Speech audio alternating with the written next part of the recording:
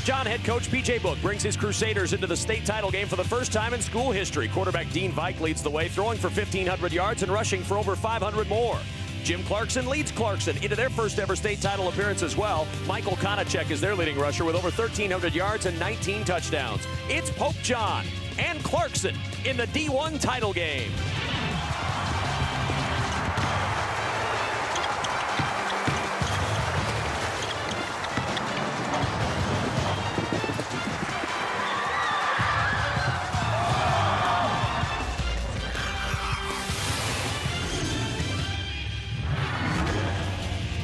NET Sports, Nebraska's home for sports, is live from Memorial Stadium in Lincoln, Nebraska for the 2007 NSAA Football Championships.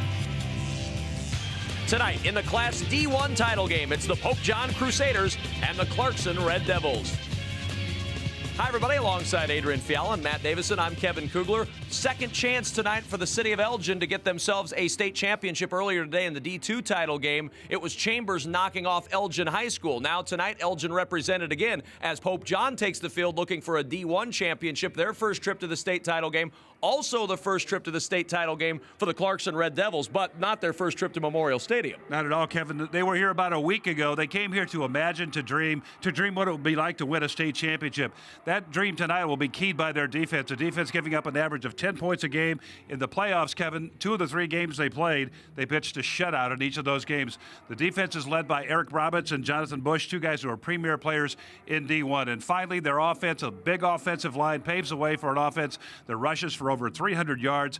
It'll be a challenge for Pope John to stop that tonight. Well, and a challenge Pope John hopes for Clarkson to stop their offense, Matt Davison, an offense that's put up some big numbers this year. Yeah, this offense is dynamic, and it's going to be a lot of fun tonight. And they're led by a senior quarterback, Dean Vike. How about over 2,000 yards of total offense, 27 touchdowns through the air, 14 more on the ground. He's the leader of this offense. But when you look at the emotional leader, who is that? That is Jake Schindler. How about 19 more touchdowns from him? He's going to be the guy that really helps out Dean Vike tonight on this offense. It's going to be an emotionally charged Pope John team, and you're going to see a great effort out of them tonight. Well, a terrific atmosphere and a terrific matchup between Pope John and Clarkson. And to keep it covered down on the field, here's Larry Putney. Well, thanks, Kevin. You know, as Adrian said off the top, this is not Clarkson's first time here. It was after a quarterfinal win against Humboldt Table Rock Steiner. They were headed back home and decided to make a stop here at Memorial Stadium. Thought they'd just kind of look through the gates and see what they could see. There must have been some athletes coming in because they suddenly found themselves inside the stadium, walking around on the field, camera phones out, taking a look at the atmosphere. And Coach Jim Clarkson said it provided great motivation in their win over Humphrey St. Francis in getting here today. Well, what a treat for Clarkson to have that kind of access and ability to come in to Memorial Stadium and tour the place just a couple of weeks ago. Very exciting for them. Let's go to our public address announcer, Doc Weiniger, to introduce you to the players in this D1 title game. Good evening, ladies and gentlemen. On behalf of the Nebraska School Activities Association, its member schools, and U.S. Bank, welcome to Memorial Stadium for the Class D1 State Championship game. Tonight's game features the Pope John High School Crusaders versus the Red Devils of Clarkson High School. And now let's meet the players and coaches competing in tonight's game. First, the starters for the visiting team, the Pope John Crusaders. Number 3, Jake Schindler. Number 6, Ryan Little. Number 7, Kevin Selting. Number 8, Curtis Childers. Number 15, Josh Beckman. Number 18, Dean Vike. Number 29, Joey Molnaric. Number 31, Spencer Hying. Number 32, Tyson Lodge. Number 40, Brent Parks. Number 45, Austin Mitchell. Number 50, Travis Eichscheid. Number 51, Nathan Kohoff. Number 52, Kirby Hofer. Number 55, Dylan Heidoff. Number 58, Jay Reichs. Number 63, Nathan Dirks. Number 68, Nick Farmer. Number 80, Jeff Starman. Number 85, McCabe Hofer. Number 87, Austin Kirkman. Number 99, Grady Rammel. Head coach for the Crusaders is P.J. Book. And now welcome the rest of the Pope John Crusaders to the field.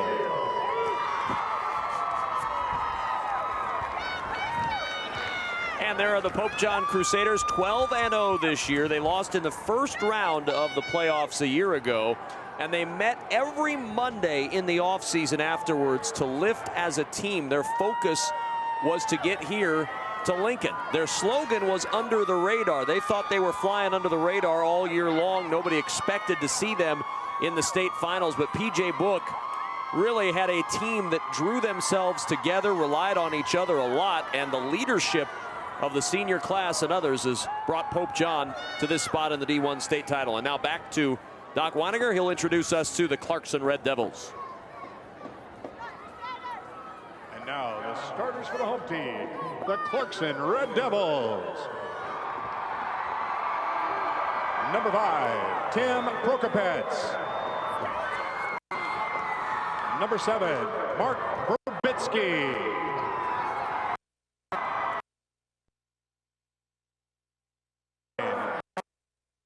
Chera.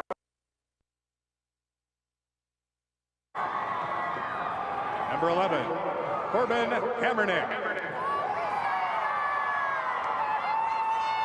Number 13, Austin Padani. Number 15, Brandon Dinslaggy. Number 19, Jacob Harney. Number 22, Michael Konachek.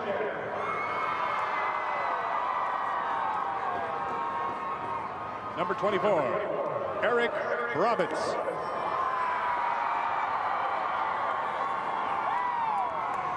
Number 28, Brendan Owenbray. Number 29, Bo Groldushin. Number 32, Jeff Stocklesa. Number 38, Jonathan Bush.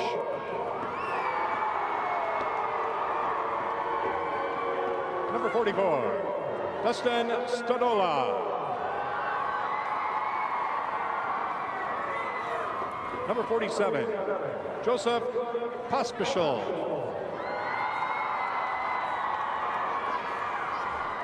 Number 51, Stephen Popropsky.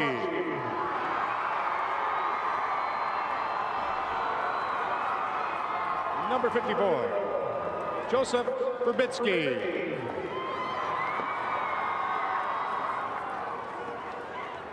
Number 62, Nathan Urbanek.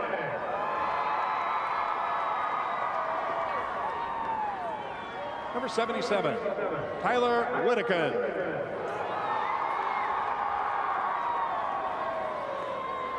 Number 85, Tyson Bodenall. Head coach for the Red Devils is Jim Clarkson. And now welcome the rest of the Clarkson Red Devils to the field. Clarkson's team motto this year has been desire. That's desire to get to this state championship game and the desire to win the first ever state championship in football for Clarkson High School. They've been doing it offensively and defensively, allowing 6 points or less in 4 of their last 5 games. Great matchup between Clarkson and Pope John, and let's see where they are found in the state of Nebraska. You see in the northeast quadrant of the state, Clarkson and Pope John not too far away from each other, and there's the bracket as to how they got here. Clarkson with the shutout in the in the quarters, and then the 22-20 win in the semis to get here. Pope John over Juanita Palisade and Elwood to make it here to this state championship in Class D. Between these two teams, Clarkson at 10-2, Pope John at 12-0 on the season.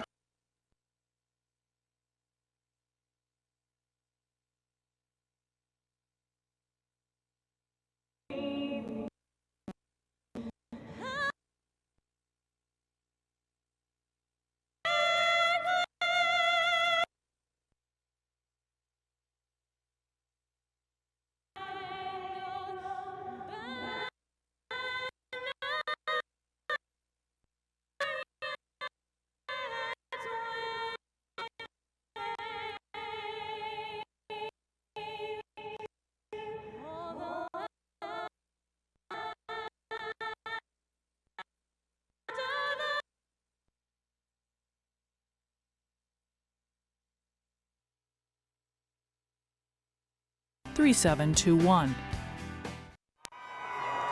2007 NSAA football championships are being carried live over the internet, so if you have friends or family who don't have access to NET, have them log on to netnebraska.org and click the live webcast tab to enjoy the football championships right on their computer. NET is Nebraska's home for sports. And a look at the weather for tonight. Breezy, a little more breezy than it was this afternoon. 39 degrees, clear skies, south-southeast winds at 8 miles an hour, humidity at 41%. All in all, not a bad night for a state high school football final. And this D1 championship between Pope John and Clarkson. Your officials, Darren Duncan, the referee, Jeffrey Dunn, the umpire, Dusty Lano, the linesman, Mark Buckhammer, the line judge, Troy Swoboda, the back judge, and Rick Stromer is your timeout official. And let's go downstairs. Larry Putney was hanging out in the locker room before the game, I believe, of Pope John. Is that right, Larry? Very emotional pregame locker room for Pope John. You know, throughout this season, they've been focusing on the teams that got them where they are today. This is their 14th trip to the state tournament. They have honored the previous 13 teams before each game this year. This is the 13th game of the season, and before the game, every letter winner who could make it here to Lincoln walked through the locker room before the game and slapped the players. It was an extremely emotional moment, and PJ Book has these guys ready to go. Well, the emotions are running very high for Pope John as they kick it off. Clarkson with that ball dying, scooped up by Jeff Stucklesa, and nowhere for him to go as he's buried just shy of the 10-yard line. Great coverage and a great kick for Pope John. Clarkson will have the football first. And let's take a look at the offense for the Clarkson Red Devils. For Clarkson, it'll be Eric Brebitz, the quarterback, Mark Verbicki and Corbin Hammernick, along with Brandon Dinslagi and Michael Konachek, the backs and receivers. On that offensive line, Nathan Urbanek, Steven Paproksky, and Jonathan Bush on the offensive line. On first down from the 10-yard line, just underway in this D1 state championship. As the quarterback, Eric Brebitz, on the toss play, looking for some running room over the left side, Brandon Dinslagi, and Dinslagi gets a yard out to the 11-yard line. Defensively for the Pope John Crusaders, as we check out their defensive line, Dylan Heidoff, McCabe Hofer, and Jay Reichs along the defensive line. Backs and linebackers, Spencer Hing, Brent Parks, Kevin Selting, Dean Vike, and Ryan Little. And a good look at that front for the Pope John Crusaders on second down and 9 for Clarkson from their 11-yard line. Brebitz on the option keep, and he's going to get a yard, and that's all right into the arms of Dylan Heitoff, who was not at all surprised playing that option. And we talked with Jim Clarkson earlier about his quarterback, his senior Eric Brebitz. Kid, he's kind of a natural leader, and he's been, we moved him to quarterback during late in the season there, and he's really performed well for us. Like I said, he kind of makes things tick a little bit for us. Third down and 9. They've moved a lot around. Brebitz began at fullback. He's now at quarterback. Konachek began at running back. He's at fullback. And Dinslaghe's now at quarterback. And a tough pitch on a third down and 9. And a great open field tackle by Spencer Hying. And Clarkson goes 3 and out on their first series. Well, we've seen a Pope John defense. We heard about them, and now we're seeing them in action, stacking 7 people up there close to the ball and really not letting Clarkson get outside at all. Great tackling on all 3 plays. We know now why they have given up just 131 yards a game and 8 points a game on the year. And Brebitz will punt it away for Clarkson. So a good start and a great punt by Brebitz, way up there, driving him back all the way to the 20-yard line. Kevin Selting gives it behind him, and some running room down the sidelines, and looking for more running room is Jake Schindler, and Schindler across midfield to the 38-yard line of Clarkson, but a flag down late in the return by Jake Schindler. And our first look at Darren Duncan, the referee, and how many times do you see that call during a return when a flag comes down? Late in the play, too, after a nice return by Jake Schindler. A little trickery right out of the chute for Pope John. A little reverse off the punt return, and you could see the speed, the agility there from Jake Schindler, really able to get through a lot of traffic and get upfield quickly. Nice run negated by the penalty. Let's show you the starters tonight for the Pope John Crusaders on offense. 12-0 this season. And your backs and receivers: Dean Vike, McCabe Hofer, Jay Reichs, Jake Schindler, and Spencer Hying. Offensive line: Brent Parks, Kirby Hofer, and Dylan Heidoff. On first down and 10, all the way back at their 28-yard line. The penalty negates the great return. Toss play to Schindler. Cuts it upfield. Breaks one tackle. And Schindler down near the 35-yard line. A good run by Schindler of 7 yards on their first carry of the day. And let's take a look at the defense of the Clarkson Red Devils on that defensive line. Nathan Urbanek, Stephen Paprocki, and Jonathan Bush on the defensive line. Backs and linebackers: Eric Brebitz, Michael Konachek, and Tim Prokopets, along with Corbin Hammernick and Brandon Dinslaghe. And an injured Red Devil down at the 32-yard line. Kevin, that's Corbin Hammernick. He was up there to support on that last run, and I'm not sure exactly what happened to him, but all I know is he signaled to the bench right away to have somebody come out and help him out as they look to him right now. Maybe looking at that left knee a little bit. Hammernick, a senior, 25 tackles, 3 interceptions, 1 sack on the year. That starter at one of the defensive back spots. His backup, Jacob Harney, plays pretty regularly. They rotate a lot in that secondary. Clarkson pretty deep on the defensive side, a little deeper defensively than Pope John is, as they rotate several guys through that defensive backfield and also along that defensive line. On the defensive line, and you don't see this very often at D1, of the 6 guys in there 2 deep, 5 of the 6 have 20 or more tackles on that defensive line. Yeah, they rotate very well out there, and right now the concern obviously with Hammernick, excellent defender, but also an excellent receiver. 23 receptions and 8 touchdowns on the year, as now he is going to get up and very ginger. Good to see him up, though. Very ginger on the knee, but yeah, hopefully they can get him back on the field. But you know, neither of these teams obviously have ever played on this surface, and it's always something that's talked about every year when the teams come into Memorial Stadium, but most of the time they've never played on field turf. Could be an issue. Second down and 3 from the 35-yard line. Trying to bounce to the outside is Selting, and Selting has the first down across the midfield stripe and to the 39-yard line of Clarkson. So Kevin Selting with a very good run there for the first down. And P.J. Book told us a little bit about his senior leader, the quarterback of this Pope John squad, Dean Vike.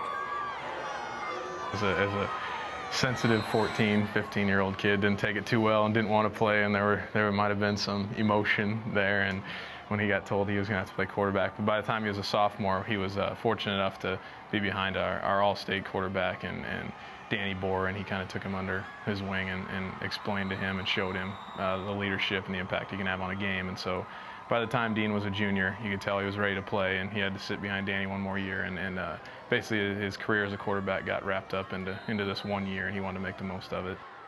Well, he's been the leader of this team in the offseason, stood up in a team meeting and said, "I will lead this team to Lincoln if you'll let me," and they have let him do that along with Jake Schindler, the two guys that have really carried this squad all year long. Well, Schindler is quick to the edge, I want to tell you.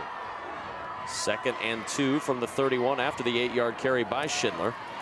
Play fake as Vike tries to get to the corner, and Vike using that speed got a block, and Vike with running room takes it down to the right side, and Dean Vike is going to go all the way for the touchdown. What a run by the senior Dean Vike, and Pope John strikes first. Kevin, you talked about a block. He got a block. That block came from Jay Reichs.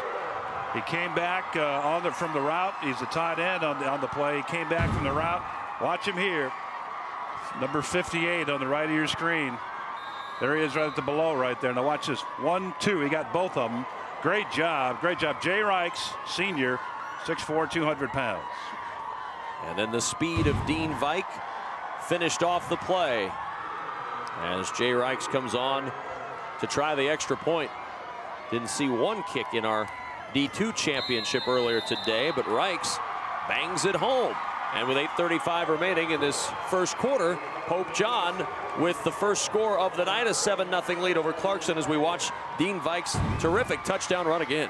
There was a run that looked like it was just going to end up with a 5-yard gain right there at the sideline. Cuts it all the way back across the field. This was a pass play that turned into a quarterback scramble. I think he ran about 70 yards to get that touchdown. You can see what having a mobile quarterback is worth, and you can see the excitement there as they take the lead here early in the game.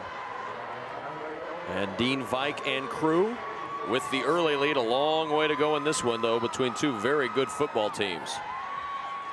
We'll get all the inside information on the Huskers after the Colorado game on Big Red Wrap-Up Tuesday, November 27th, live at 7 p.m. Central Time. It's a complete review of the game with highlights, analysis, discussion, and also the latest recruiting news with Huskers Illustrated's Sean Callahan. Join Adrian Fiala and me for the next Big Red Wrap-Up Tuesday, November 27th, right here on NET, Nebraska's home for sports.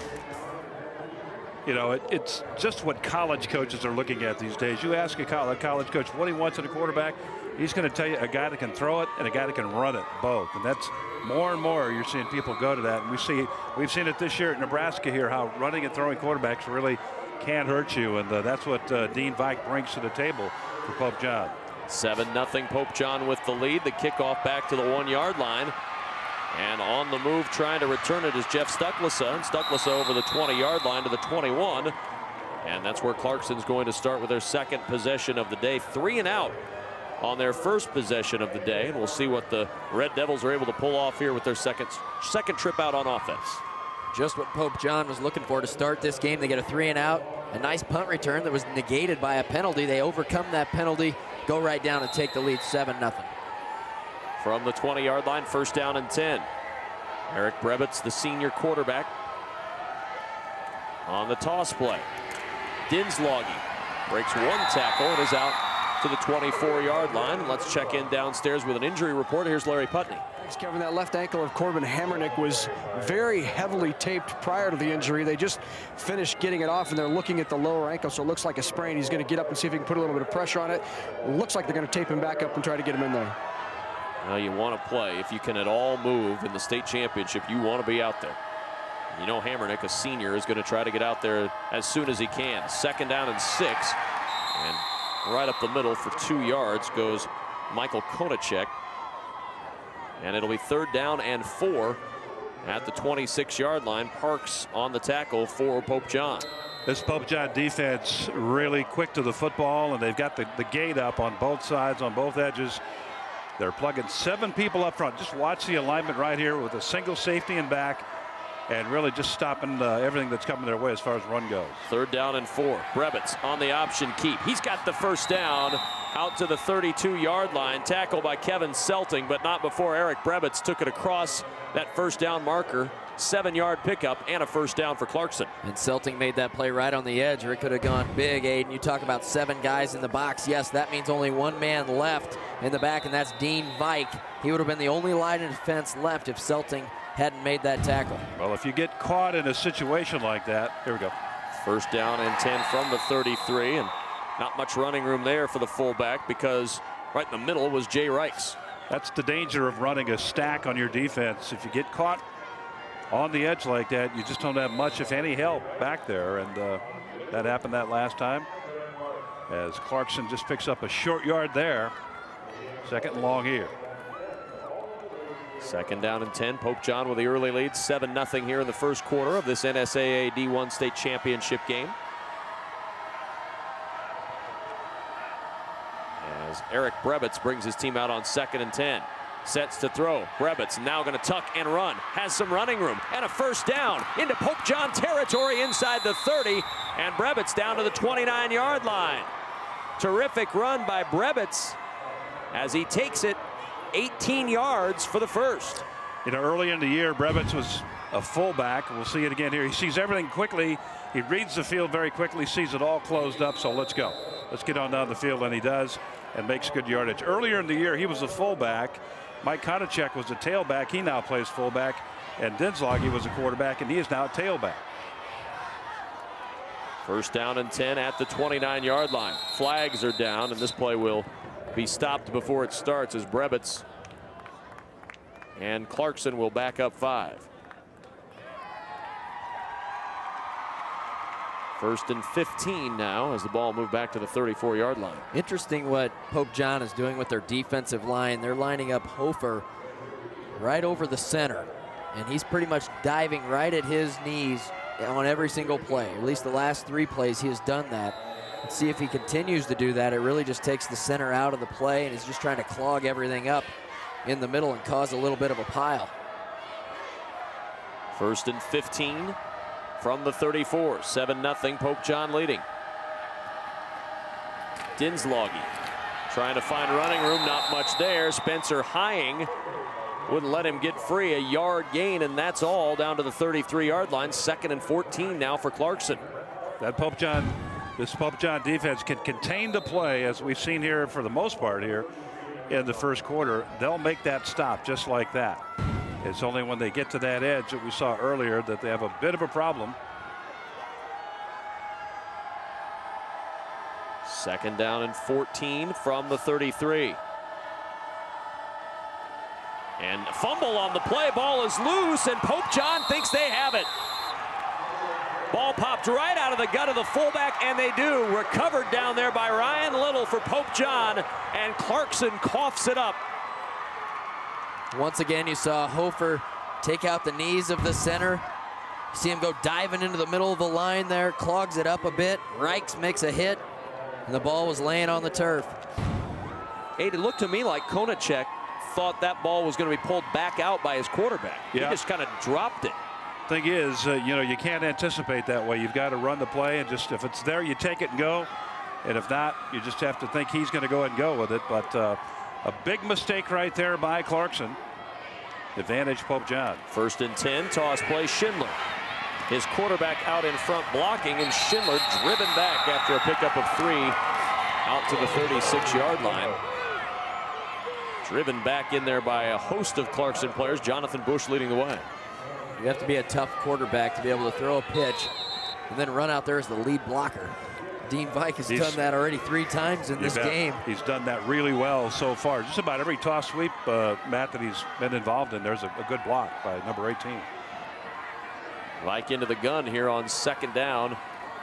And a short 8. Throw, completion, and it's Kevin Selting with a first down into Clarkson territory at the 35-yard line. We've seen a lot of running, but this team can throw. Vike nearly 1,500 yards, now over 1,500 yards passing on the year. And what's most impressive about this passing game is the timing routes. You see this here. It's just a stop hitch route at 9 yards. The ball is on time, and Selting runs a good route. You don't see that a lot in high school football where it's a timing route. And that's what this offense does very well. You have to have an experienced quarterback and a smart quarterback to be able to do that. Back in the shotgun on 1st and 10 from the 35-yard line. Vike's going to keep. And Vike down to the 31-yard line. 4-yard pickup on the play for Dean Vike. And right around the ankles, tripped up by Michael Konachek, who got him as he went by. Well, one thing about football at the D2 and the D1 level is you're going to see a tendency for more running, obviously. We see that all the time. But this Pope John team has a lot of balance in their offense. They've rushed on average for 228 yards this year and passed for 159. 2nd and 6 from the 31. Toss play, Selting. Selting, just a couple, pursued well and caught from behind by Nathan Urbanek. And we had a chance earlier to sit down with Jim Clarkson. We asked him, what are you most worried about with Pope John? Their athleticism. They're very quick, athletic kids. They really fly to the ball. Defensively, they really rally. They're good tacklers. Offensively, Coach Book has them spread out at times, and he gets his athletes open out in space and has them do their thing. So we got to make sure we keep in front of them and make good tackles. On a well-thrown ball on 3rd and 4 to Jake Schindler for the first down. Got just what he needed, about 1.5 yards more, and it's a first down for Pope John. Another one of those timing routes. When you have the speed that Schindler has, you have to respect that out on the edge as a cornerback. When he runs a short hitch and Vike throws a strike out there, that's going to be tough to stop. It's an impressive offensive attack for Pope John as they have another 1st and 10 at the 23-yard line. Draw play Schindler. Schindler with a hole across the 20 and down near the 15-yard line. 8-yard run for Jake Schindler on first down. And they're getting big chunks of yardage almost any way they get it, any way they want it right now. That young man right there, Jake Schindler, see him again. Watch him, how hard and how quick he hits up there into the hole. I mean, just wide open. Great work by the right side of that line over there, Hyde off in the Hofer. And then he just cracked it up in there very, very quickly. He leads his team coming in here with 756 yards on the year. 2nd down and 3. And a give right up the gut and nothing doing. Hying thought he had a little bit of a crease, but then he looks up and sees Michael Konachek, big number 22, in that hole. Boom, baby. Yeah, right up the middle. Look at that form tackle. Good pad level, lift and drive all the way to the ground. That's the kind that stays on the highlight reel for a while, and you show it, on team film, Matt, and everybody oohs and ahs. Great work. 3rd down and 2. As they line him up in the eye, the toss play to the short side. Schindler has the first down and more inside the 10, and Schindler down near the 8-yard line. 7-yard pickup on 3rd and 2, and another Pope John first down. Boy, he is dynamite quick, no doubt about it. You better get out there and get yourself in a football position and ready to go when he has a hand or his hands on the football. Spencer Hying, a good kick out block to lead it, and then Schindler just takes over from there. He's wiry. He is that. He gets yards after contact even though he's 160 pounds. Really impressive so far early in this game. 1st and goal from the 8. And another new formation for Pope John as Vike keeps trying to find a little bit of running room. Not much there. Well defended. The tackle made by Eric Brebitz after a pickup of just about 1 yard. Split backs that time. The new formation you talked about, Kevin. Split backs back there, shotgun. And it was a play. It looked like a play Clarkson had seen before a time or two. They were able to defend very well and shut it down very quickly. 2nd and goal from the 7. 1 minute remaining first quarter. Pope John threatening with a 7-0 lead. Toss play again to Schindler. Schindler driving towards the goal line, and he'll be stacked up 2 yards shy. A host of Red Devils in there. Jonathan Bush, one of the first to get to him. Little toss sweep. You'll see the quarterback Vike get out there in front again. Little block and little head snap there. Konachek, the guy delivering that one. Konachek, yeah, hit him pretty good. 2nd good tackle by Konachek on this series. See the size that Clarkson has up front. They're going to try to wear out Pope John as the night progresses. 3rd down and goal from the 2. And a little bit of a misdirection play and nothing doing. I mean, not fooled at all, Jeff Stucklesa. As Ryan Little came around, took the handoff, sweeping the right side, and Stucklesa would have none of it. Yeah, they were trying to run a little counter action, and Stucklesa very alert on the play. A little counter from left to right. And that's the side over there where Jonathan Bush also makes his home. And we have reached the end of the first quarter in the D1 State Championship game. A 4th down for Pope John will start the 2nd. But after 1, Pope John 7, Clarkson nothing.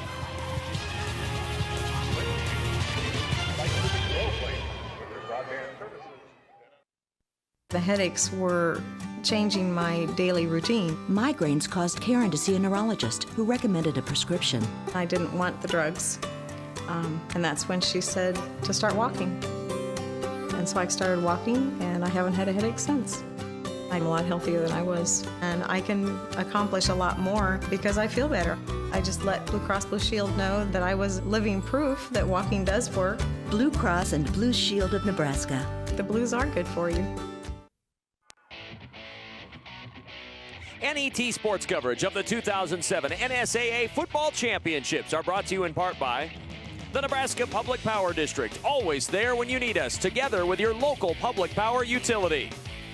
By the Nebraska Soybean Board, encouraging the use of renewable biodiesel fuels for a healthier environment. For information, nebraskasoybeans.org. By Blue Cross Blue Shield of Nebraska, the Blues are good for you. By the Education Quest Foundation, improving access to college through scholarships, grants, and college planning services. And by U.S. Bank, wherever you go, you'll find us. As we approach the start of the second quarter here in the Class D1 State High School Football Championship, alongside Adrian Fiala, Matt Davison, and Larry Putney, I'm Kevin Kugler. A 23-yard field goal attempt will start this second quarter for Pope John. Jay Reichs will do the honors, and Reichs 2 for 3 on the year, make it 3 for 4 as he bangs home the 23-yard try. And Pope John has a 10-0 lead. The kicking game becoming evident for this Pope John squad, as Reichs has done a good job banging home the extra point and the field goal. And now let's flash back to the D1 championship in 2006. Great to have you with us tonight for the D1 state championship game between Bancroft Rosalie and Overton.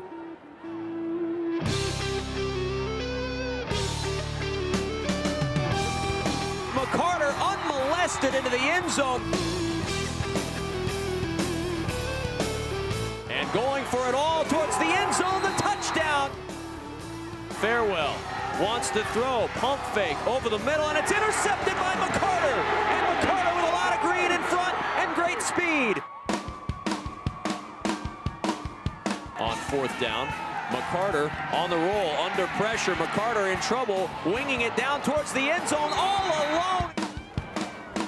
Little toss now, Hodgson with running room. Hodgson gonna go down the sidelines, and Joel Hodgson will take it to the house.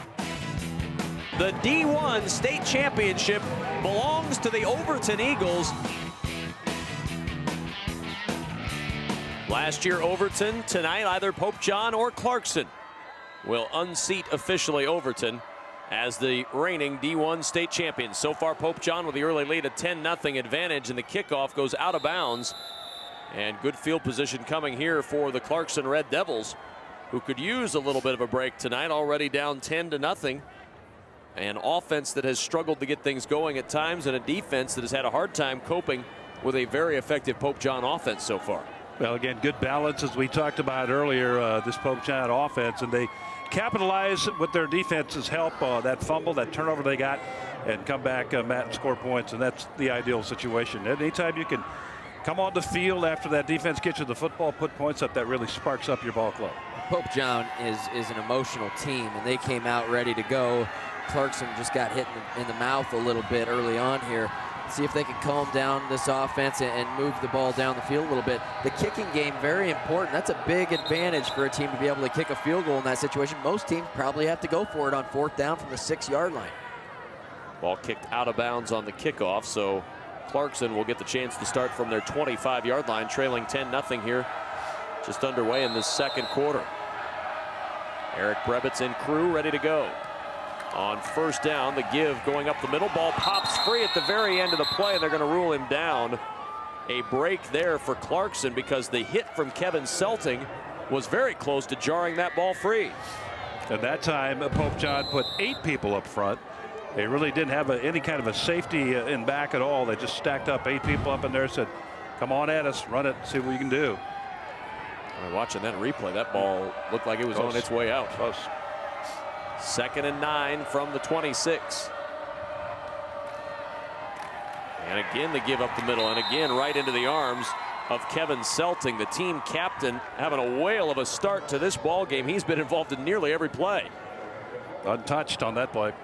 And an injured Crusader, Brent Parks, limping to the Pope John sideline. Their starting middle linebacker with 67 tackles this year. 3rd down and 7 for Clarkson. Trying to find that magic offensive play that'll get something going here. They'll try the toss to Konachek, and Konachek across the 30 to the 32-yard line, 3 yards short of the 1st down. It'll be 4th down and 3 for Clarkson. And that time the linebackers all stacked behind. See how they're stacked behind each other there, the tackles up front. So the linebackers hiding behind those defensive front people, and then coming up free and making the play. 4th down now. There was Hofer again, just diving into the legs of the center on every play. That really causes some congestion in the middle, takes the fullback dive out and a lot of times, and really caused that fumble a couple of plays ago. Punt time as Selting goes back for Pope John. It'll bounce and roll into the end zone for the touchback. So a good decision by Selting to let that one roll. Well, it's time to test your NSAA football knowledge with tonight's trivia question. Be the first person to email us with a correct answer to our question, and you'll receive an NET Sports logo cap and an NET Sports athletic gray t-shirt, size extra large. Here's your question. What former 8-man star holds the all-class record for most points and touchdowns in a season and career, and most consecutive 100-yard rushing games at 22, yet never played in a state championship game? This athlete, by the way, also holds the national record for most career rushing yards in 8-man football. Email your answer to sports@netnebraska.org. I know the answer. I hope you do. Yes, right on the sheet in front of you. That's right. Hopefully you have that sheet in front of you at home as well. If you don't, you've got to be a little more creative than I am. 1st down from the 15-yard line. Exactly 10 minutes remaining in the 1st half, and a draw play to Schindler. Schindler in trouble, and he'll lose yardage. Big swarming pile to the football led by Eric Brebitz. Also Jeff Stucklesa in there for Clarkson. Big defensive line of Clarkson getting some penetration into the backfield. Nowhere for Schindler to go on this play. 4 guys there to take him to the ground. Yeah, normally they've been able to get Schindler out quickly to the edge. Didn't happen that time, principally because, as you said, Kevin, Brebitz was there. This Pope John team, a lot of speed, a lot of offensive weapons, a lot of looks they give to Clarkson. 2nd and 12 back at the 13-yard line. Toss play. Stelting looking to throw it back. He does to Ryan Little. Little breaks a tackle, and Little a lot of work, and he got back to the line of scrimmage. Very well defended again by Clarkson, and Brebitz, one of the guys in there again to break up the whole rhythm of that play. Dangerous play, Matt. Sure was. Selting got across the field. It was nearly a forward pass. Or, excuse me, a backwards pass, which could have been disaster because there was a defender right there. They were fortunate to get back to the line of scrimmage. Good job staying home there by the defense from Clarkson. They'll line up trips to the right, to the bottom of your screen on 3rd down and 12. Rolling that direction is Vike. Looking to throw over the middle. Wide open at the 32-yard line is Jay Reichs, and he takes it to the 33 for the 1st down. 20 yards through the air. And almost a sidearm throw by Dean Vike. Sure was. He rolled out to the right, waited for the deep square in from number 58, Reichs. He runs a deep square in, and you'll see this, a little bit of a sidearm action as he delivers it. But it was on the money, right between the 5 and the 8, the middle of the field. Split 3 defenders on the play, too, right there. As 3 people close in on him now. Well done, well executed. 1st down and 10 from the 33. Toss play, looking for running room is Schindler. Got a block from his quarterback, and he's shoved out of bounds at the 38-yard line. Near the 39, close to a 6-yard gain for Jake Schindler. Run out over there by Jeff Stucklesa. Very impressive start for P.J. Book's Pope John Crusaders. Good running game and a rather sophisticated passing attack. A sophisticated attack, a lot of different looks, a lot of different plays. You know, we watched them in the pregame. They did a lot of different things in pregame preparation to get ready for the ball game tonight. So kind of entertaining to watch all of this happen. It's not your usual 3 yards, and here we go.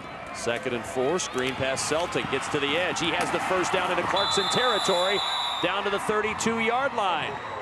A 9-yard pickup again through the air. They're making it look easy right now. You have to like this attack from the offense. I mean, we knew it was going to be exciting to watch, but how about a bubble screen? How many times do you see this from a high school team in 8-man especially? How many different formations have we seen? Different ways they've lined up the personnel settings. I mean, give them a lot of credit. PJ Book has this team, you know, a well-oiled machine on offense that shows you so many different things. You never know what's coming if you're on defense. First down from the Clarkson 32-yard line. Straight eye this time as the toss play goes to Schindler. Flag is down. Schindler trying to bounce it to the outside, and he is finally brought down by Jacob Harney, who got some help from Konachek. A lot of work for Schindler, and it may be for naught because the hold is called against Pope John. Will indeed be coming back on the play. They talk it over, the referee Darren Duncan. PJ Book, the coach there. Instructions, the next play. So it'll go back into Pope John territory in between the 38 and 39-yard line of the Crusaders. And it'll be 1st and 20 for Pope John. 20 yards tonight has not been a daunting task to this point for the Crusaders, but we'll see how they do here on 1st and 20. Single wide to either side of the line as Vike's in the gun. Pump fake left, going to the right side, looking for Reichs down the sideline, juggles, and it's dropped at the 10. Tough play for Reichs, who got a hand on it but could not make the acrobatic grab, and it's 2nd and 20. Matt, good job by Vike that time. He looked everybody off to the left, even did a pump fake over there to the left-hand side, and then tried to get it down the right side to Reichs, and I think Reichs should have kept going on the route. Yeah, you know? It looked like it was going to get broken up, but yeah. See, if he keeps going on the route, I think he makes the catch. Catches it easily. Stucklisha was there to try to knock it down, but he took a bad angle at it. If Reichs would have kept going, like you said, it would have been an easy 6 points. Instead, it's 2nd and 20. Back into that same formation again with a single wide to the right, a single wide to the left. Vike going to the left side this time, down the sideline, and it's incomplete. Hofer almost pulled it in. Down at the 10 again. PJ Book shaking his head a little bit. They've had 2 shots deep downfield, and both have just nicked off the hands of the receivers. I think they got to change the gloves. Sorry, guys, I get a little excited when I see a wide receiver able to maybe lay out and make a grab. Here it is again, and he'll get that outside hand on it, but coverage is there. Pretty good coverage on the play. If he'd have just had somebody there to kick it up in the air for him, it would have made it easier to catch. 3rd down and 20 at the 38-yard line. Vike looking to the right. Catch is made by Selting, and he's just out of bounds, a yard shy of the marker at the 23-yard line. They needed 20, and they got 19. I saw this play developing, and let me tell you how impressive this is. The ball was in the air before Selting came out of his break. That's what I'm talking about with this offense and guys that are able to run these timing routes. You just don't see that at the high school level, and you can tell these guys have done it time and time and time again. That's a tough route to run from Selting, a little flag route to the outside, and for a quarterback to throw it before he's coming out of his break, very impressive at this level. 4th down and a yard, and they're going to go from the 23 of Clarkson. Toss play. Schindler. And he's got the first down. Schindler to the 21-yard line. 1st down, Pope John. How about that? 3rd and 20. And they convert in 2 plays with a first. And credit Spencer Hying for getting the job done right away on the play. Came out from that fullback spot, led the play up to the inside there, made the good block to seal off the defender, and gave Schindler a chance to cut inside and pick up that 1st down. Spencer Hying, he's a senior this year. Big advantage on a 3rd and 20 to be able to go to the air, have a quarterback that can deliver, and receivers that can run great routes and catch the ball. Not a lot of teams, you know, feel comfortable in that situation. Pope John does. And defensive backs in that kind of situation, Matt, just don't have a chance. Like to throw on 1st down, and right through the hands of Jay Reichs at the 14-yard line. Vike now 5 of 8 tonight, 63 yards. Pretty efficient night for a guy who has thrown for over 1,500 this year. Another one that should have been completed here. That's a good throw. Right in the old mitts. It's a throw you have to catch. things here at stake. This championship game, you've got to catch those. Reichs is a guy who's getting some looks from D2 schools. USD has talked with him. Wayne State, former Husker grad assistant Dan McLaughlin, Millard West coach. They've talked with him as well. 2nd and 10 from the 21-yard line. Vike. Oh, he's tripped up in the backfield. What a terrific ankle tackle by Michael Konachek, who's been all over the field tonight defensively for Clarkson. That might be his best stop of the night. Boy, he's had a heck of a game. Look at the angle he takes here from the linebacker position, coming flat. Just grabs him right around the ankle. Nice tackle. 3rd down and 11 now for Pope John. This is where they start to get serious. 2 wide this time, go to the right of the line for head coach P.J. Book. Vike in the gun on 3rd and 11. Rolls to the right. Looking downfield, throws, and it's incomplete. It's trying to get it to Ryan Little. Avoids the sack and brings up 4th down from the 22. Good job by that Clarkson secondary that time. Nobody's going to run the deep square in that time, Matt, and come free. They really covered it very, very well. Well, it's tough on a secondary when you have a quarterback who can scramble the way Vike does. He buys time for his wide receivers downfield, and you have an athletic quarterback who's running from big defensive linemen, so he's able to get away and scramble and get some time for his wideouts. 4th and 11, they'll go for it in no man's land here. Sets to throw, looking, he's got Selting again, and Selting has the 1st down inside the 5. 4th and 11, and they do it again through the air, and it's 1st and goal, Pope John. It was the same route we saw before from Selting. It's a post corner route off to the right side. Vike looks off the defender, comes back the other direction. Selting right along the sideline. Nice throw and catch. These guys are impressive through the air, and they started out this game on the ground. I thought we'd see them throw it a little bit more, but they established the running game. Then they come to the passing game when they have to. 1st and goal from the 4. Pope John already leading by 10 and looking for more. Schindler, the carry, cuts it back into the end zone for the touchdown. Jake Schindler puts Pope John up by 16. Well, he's so quick, as I mentioned earlier in the ball game, and Nathan Koloff and Brett Parks up there in front on that left side, clearing that hole out for Schindler to come up inside. But he really, he accelerated, nobody within a couple of yards of him to go ahead and score that touchdown. And Pope John has control right now, and the balance of their offense really has been the key for them in the game so far. And Jay Reichs, who has already hit 1 extra point and a field goal tonight, comes on to try this extra point, and the kick by Reichs is good. 5:48 remaining in this first half, and Pope John hasn't done much wrong so far. 17-0 the lead for the Crusaders over the Clarkson Red Devils as we watch Schindler score again. See the blocking I talked about right there a moment ago, and then Schindler able to just use that lightning quickness that he has to cut back, come inside, and just dive for the goal line. Boy, 1 quick cut, and once he saw the goal line, like you said, just a lunge towards the goal line there. He dives into the end zone. Good to see Jake Schindler get a touchdown here tonight. The first couple of plays, Matt, that he ran to the outside, you just had an idea as far as the speed to the edge. NET Sports presents the story of Nebraska volleyball in Dream Like a Champion, premiering Tuesday, December 4th at 8 p.m. on NET1 and NET HD. See how Terry Pettit's visionary leadership and John Cook's competitive spirit helped to raise Nebraska volleyball to new heights. Follow the Husker team on their run for a national championship, ending with a dream win last December at the NCAA Championships in Omaha. Watch Dream Like a Champion. Mark your calendar for Tuesday, December 4th at 8 p.m.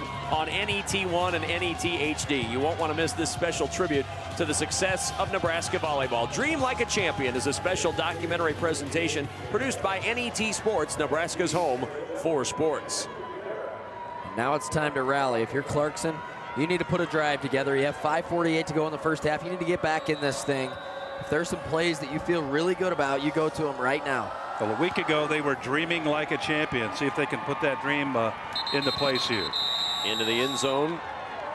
The momentum takes Stucklasa, and so Clarkson will start at their 15 with 5:47 left in this first half. And Jim Clarkson, the head coach of the Red Devils, has got to figure out a way to get that offense going. His defense has already given up more points than they gave up in the last month of the season. to everybody other than the overtime game against Humphrey St. Francis a week ago. 6 points or nothing in the 4 games prior to that. From the 15, first down and 10, and not any running room again because Dylan Heidoff was right there to slam the door on Michael Konachek. He'll lose a couple. Back to the 13, it'll be 2nd and 12. Well, he got really low that time and just jammed it up, did Dylan Heidoff. Leads his team in sacks, but when you're playing the way they are right now, you'd have to worry about sacks. Just get the job done on the run, and they're handling that very well. 2nd down and 12. Brevitz trying to get to the corner, and Brevitz driven out of bounds at the 19-yard line. First man to get to him was Austin Mitchell, and that really slowed up the play. Well, coming up at halftime, and we're 5:14 away from the half here in this D1 state championship game. We'll get the chance to check in on how the football playoffs have unfolded to this point, what got everybody here to Memorial Stadium in Lincoln, as we'll talk about the entire run through the playoffs and the first half highlights and stats. That's coming up at halftime. It'll be 3rd and 7 here for Clarkson. A real critical play for this Red Devil offense, because if they don't get the first, Pope John's going to get it back, decent field position, and plenty of time to drive down and do a little more work. Well, so far Clarkson 1 for 3 on 3rd down conversions, and this will be a long 3rd and 3 here, or 3rd down conversion. Yeah, what the official got popped here earlier on that last play. You see him. I think he got hit with the there. Oh ouch. My! Oh my goodness! Everybody in the crowd oohing and awing as it was shown on the screen here, and not an easy job to wear those stripes. You know, I'm not sure he's going to be around. I'm not either. That didn't look good at all. He's trying to tough it out. He is. He's trying to man, because it's chilly down there, and he's not doing a lot of running. That knee's going to stiffen up on him already. 3rd down and 7 from the 18-yard line. Toss play. Good block, trying to get to the outside, but just can't get there. Michael Konachek trying, but Vike was there to hold him short of the first down, about 2 yards shy of the first, and it's 4th and 2 Clarkson. Big decision here. You want to go for it, obviously, because you want to keep this drive alive, but wow, if you don't make it here, you're giving the ball to Pope John with a really short field, and you like their chances to go in and score the way their offense has been moving the ball. Well, I tell you, with 4 minutes left here in the half, I'd be surprised if they did. Yeah, they're going to punt it. They're going to go ahead and punt it. That's got to be the right call here. Just get the ball downfield as much as you can. Rabbits on to punt it away. He's had a good night so far and a good year, averaging 36 yards a punt, and they were going to fake that punt. And the play was whistled dead as it was a delay of game against Clarkson, and it was going to be a fake as they snapped it to the up back. And they were going to run the ball to the short side of the field, and wow, what a gamble that was to be. And now we will see a foreshore kick. Wow. Unless they have 2 fake punts in, this could be a oh my, a pass fake.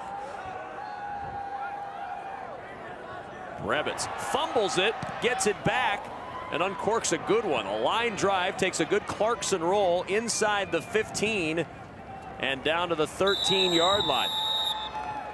1st down and 10. Well, if you'd like a DVD of this game or any of the NSAA football or volleyball championship games, log on to netnebraska.org and click on Shop NET or call 1-800-868-1868 to order your DVD copy. It's a memory that will last for years to come. NET is Nebraska's home for sports. Well, we saw a little bit of an intended gamble there, fellas, and I don't know, that would have, the way it looked is that Pope John was ready and making that move to the right side. I don't know, that running to the short side, that's trouble right there. Empty backfield with 3 receivers to the bottom of your screen on 1st and 10 from the 13, and there's flags that fly. Selting looked like he might be getting ready to throw that ball, as we saw a little potential trickery there. So perhaps a trick play has been shown by either team that hasn't actually gotten to be run. Coach P.J. Book saying, what happened there, guys? What's the penalty? A little bit of an illegal motion call. So it's 1st and 15 back at the Crusader 8. Coach Book, there he is, 4 years at Pope John, and then the previously assistant coach at Lincoln Pius X right here in Lincoln, Jim Elward. Coach Elward doing a great job at Pius. A little rough season this year, Yeah, it was but tough. normally he's done a good job. He's done a really good job. Schindler trying to cut it upfield, and he'll get a yard, and that's all because Tyler Whittakin from behind able to pull him down. And it's 2nd and 14 with 4 minutes to play in this first half. That toss sweep has really been the bread and butter today, Aid. Yeah, they ran him down from behind that time because he just had to slow down a little bit, Matt, to make that cut and back end pursuit, able to get the job done. 2nd and 14 from the 9. Trips to the short side of the field. They set it up for Selting. He's going to throw down the near sideline. Reichs, and that pass is almost intercepted. In and out of the hands of Tim Prokopets. He nearly had a huge pick for Clarkson. Prokopets, he's going to want that one back for sure. Went right through his hands. 3 defenders. This is one Selting probably should have just ate it. But he throws up a jump ball, hoping Reichs can go up and make a play. Should have been a pick. Should have been a pick, and on a ball that, well, it was less than sterling in terms of the throw. He was trying to get rid of it as quickly as he could, and the ball kind of flopping around out there, but should indeed have been a pick, and probably a pretty good run back if he gets it. 3rd down and 14. Vike rolling back into the end zone. Vike sets it up, throws, and it's caught along the sideline. What a throw to get it to Hying. He's short of the first down, but a good arm by Vike all the way across the field right on the money. I love this offense, guys. I mean, he rolls out to the right, scrambles back to the left, and all this was drawn up. You can see him drop, go back to the left side of the field, and look back to the right. They stayed home on defense, but I'll tell you what, I just like the imagination this offense has. But a big stop by Clarkson to get that ball back. As Reichs comes on to punt it away. A good punt by Reichs. It'll drive Stuckless back to the 25-yard line, and he takes it to the 30, where it's 1st down for Clarkson. Still 2:40 to play in the half. Clarkson with all 3 timeouts, and boy, a big momentum boost for Jim Clarkson and crew if Clarkson can move it down and score. Well, we are just getting started in the high school football championships here at Memorial Stadium in Lincoln. We crowned one champ earlier today in Chambers.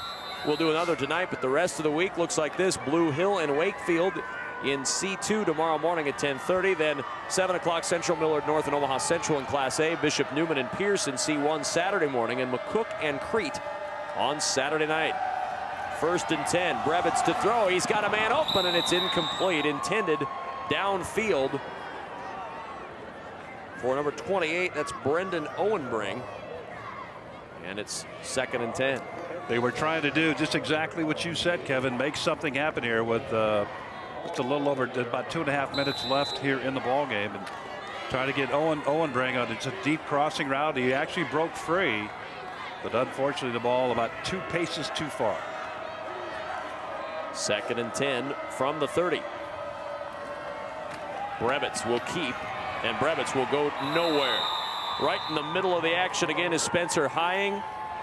Brevitz gets to the line of scrimmage, and that's all. This Pope John team, they run to the ball well. They're not the biggest up front. They have athletes, and they run around the football field pretty well. Just exactly what Jim Clarkson was concerned about, Matt, in pregame. He said, man, they flow to the ball. They get to the ball very, very fast. We saw 6 of the 8 players on Pope John's team on the ball there. Great work. 3rd down and 10 from the 30. Brevitz under pressure. Brevitz throws it deep, and it is caught down at the 25-yard line. Brevitz had 2 guys on him, and Dinslagi got open, and a perfect throw by Brevitz for the biggest play of the night for Clarkson. And that could be just what they were looking for. Brevitz has a guy hanging on his leg, and he threw just a rocket about 35 yards down the field. This takes incredible strength right there to get it downfield, and he gives Dinslagi a chance to go make a play, and he does. The former fullback, now quarterback, really makes a play. He's trying to make another play right here. On 1st down, Brevitz fumbles the football, still loose on the turf, and it rolls to the sideline where it's covered by Clarkson. Dinslage got on top of that. That ball looked like it was going to go out of bounds, and then it stopped right on the sideline, and they lose 2. See it again here as Brevitt's going to get down the line of scrimmage. Maybe he needs somebody hanging all over him to make the play, but he's able to at least get that ball, shove it back, and then the ball does indeed trickle back out of bounds. So a busted play, a dead play right there. A play that looked like it had a little promise. It did. Second and long, second and 11 here. Fumbled snap. Brevitt tosses to Dinslage. And 2 busted plays have really taken the momentum out of that promising play a couple of plays ago. Exactly the case, Kevin. You know, they get downfield in good shape after that almost impossible pass play, and then just not able to execute the last two plays they've run and really break their momentum and really put themselves in a big hole right here. Jim Clarkson is going to use his timeout to talk things over with his offensive unit on 3rd and 12. Well, NET has been delivering exciting sports action into your living room for many years. Now you can join the Sports Partners Club to ensure that your favorite sports programs continue. To learn how to become a charter member of the Sports Partners Club, log on to netnebraska.org/sports. You can receive a charter member gift certificate, a duffel bag, and a poster of the famous Matt Davison catch. Help us deliver inspiring sports action by supporting the NET Sports Partners Club. Log on to netnebraska.org/sports and become a member today. Now, that's called the catch, but it really ought to be the throw by Scott Frost. I mean, that's really what made that play. Without Frost, you know, you're catching nothing. He threw it to the wrong guy. Or the Shevin Wiggins kick. How about that one? I just had to go get it. If he'd have thrown it to me right away, we wouldn't have had to gone through all that. Well, pass, kick, and catch, right? New competition. Big play here for Clarkson. 3rd down and 12 at the Pope John 27. Brevitt under pressure, and down he goes again. Back at the 36-yard line, Jay Reichs with his 8th sack of the season, and none bigger than that one. 6'4", 200 pounds, and man, can he move. Jay Reichs fooled not at all on this play. Watch this. See, untouched, and you give that guy that kind of room, he's going to make that kind of play.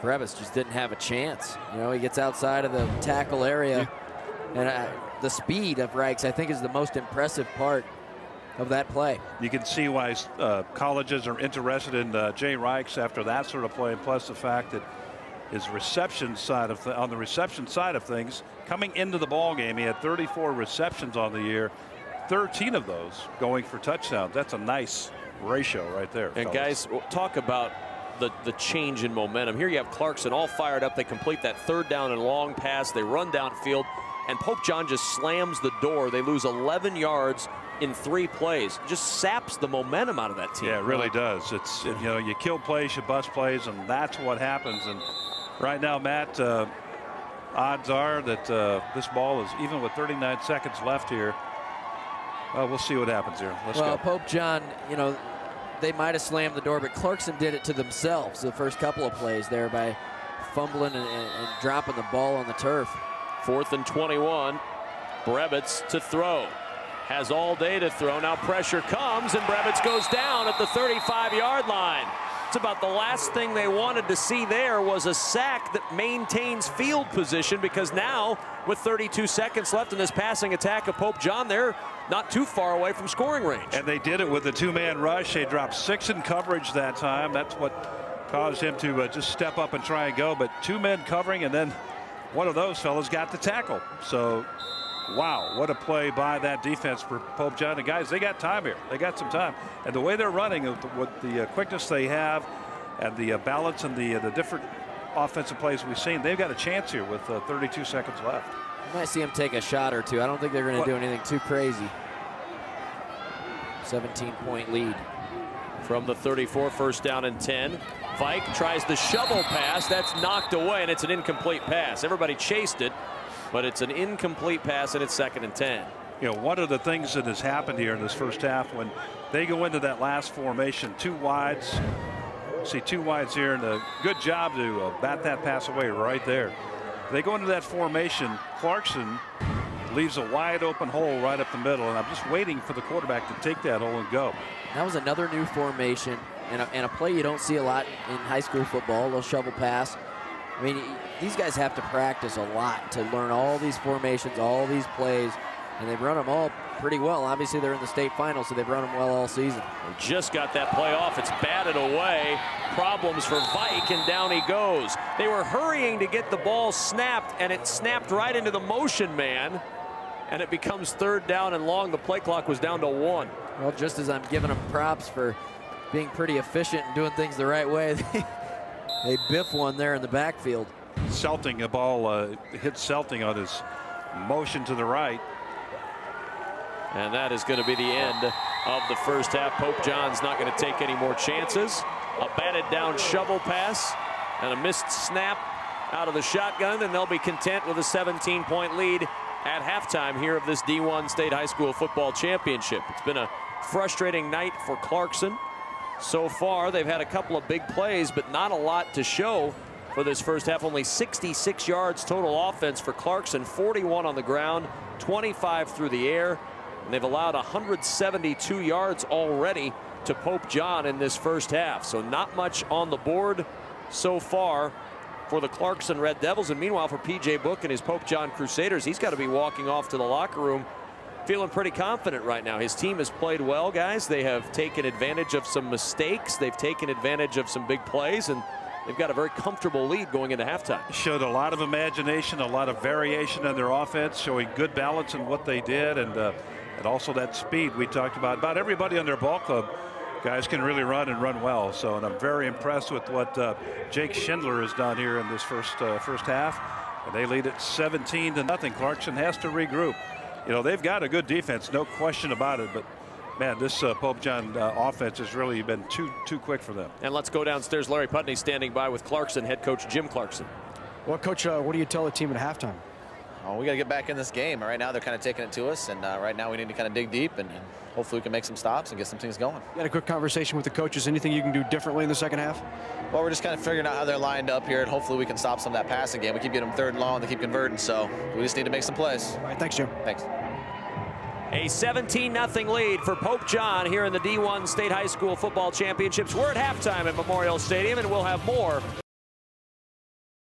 as we approach the start of the second half in the D1 State High School Football Championships. A 17-0 lead for Pope John over Clarkson. Alongside Adrian Fiala, Matt Davison, Larry Putney, I'm Kevin Kugler. Great to have you with us tonight for this D1 State High School Football Championship. It's a cool night, but I know, Aid, that we have spent many a cooler night in these State High School Football Championships. It's not too bad. Temperatures hovering right around 38 degrees.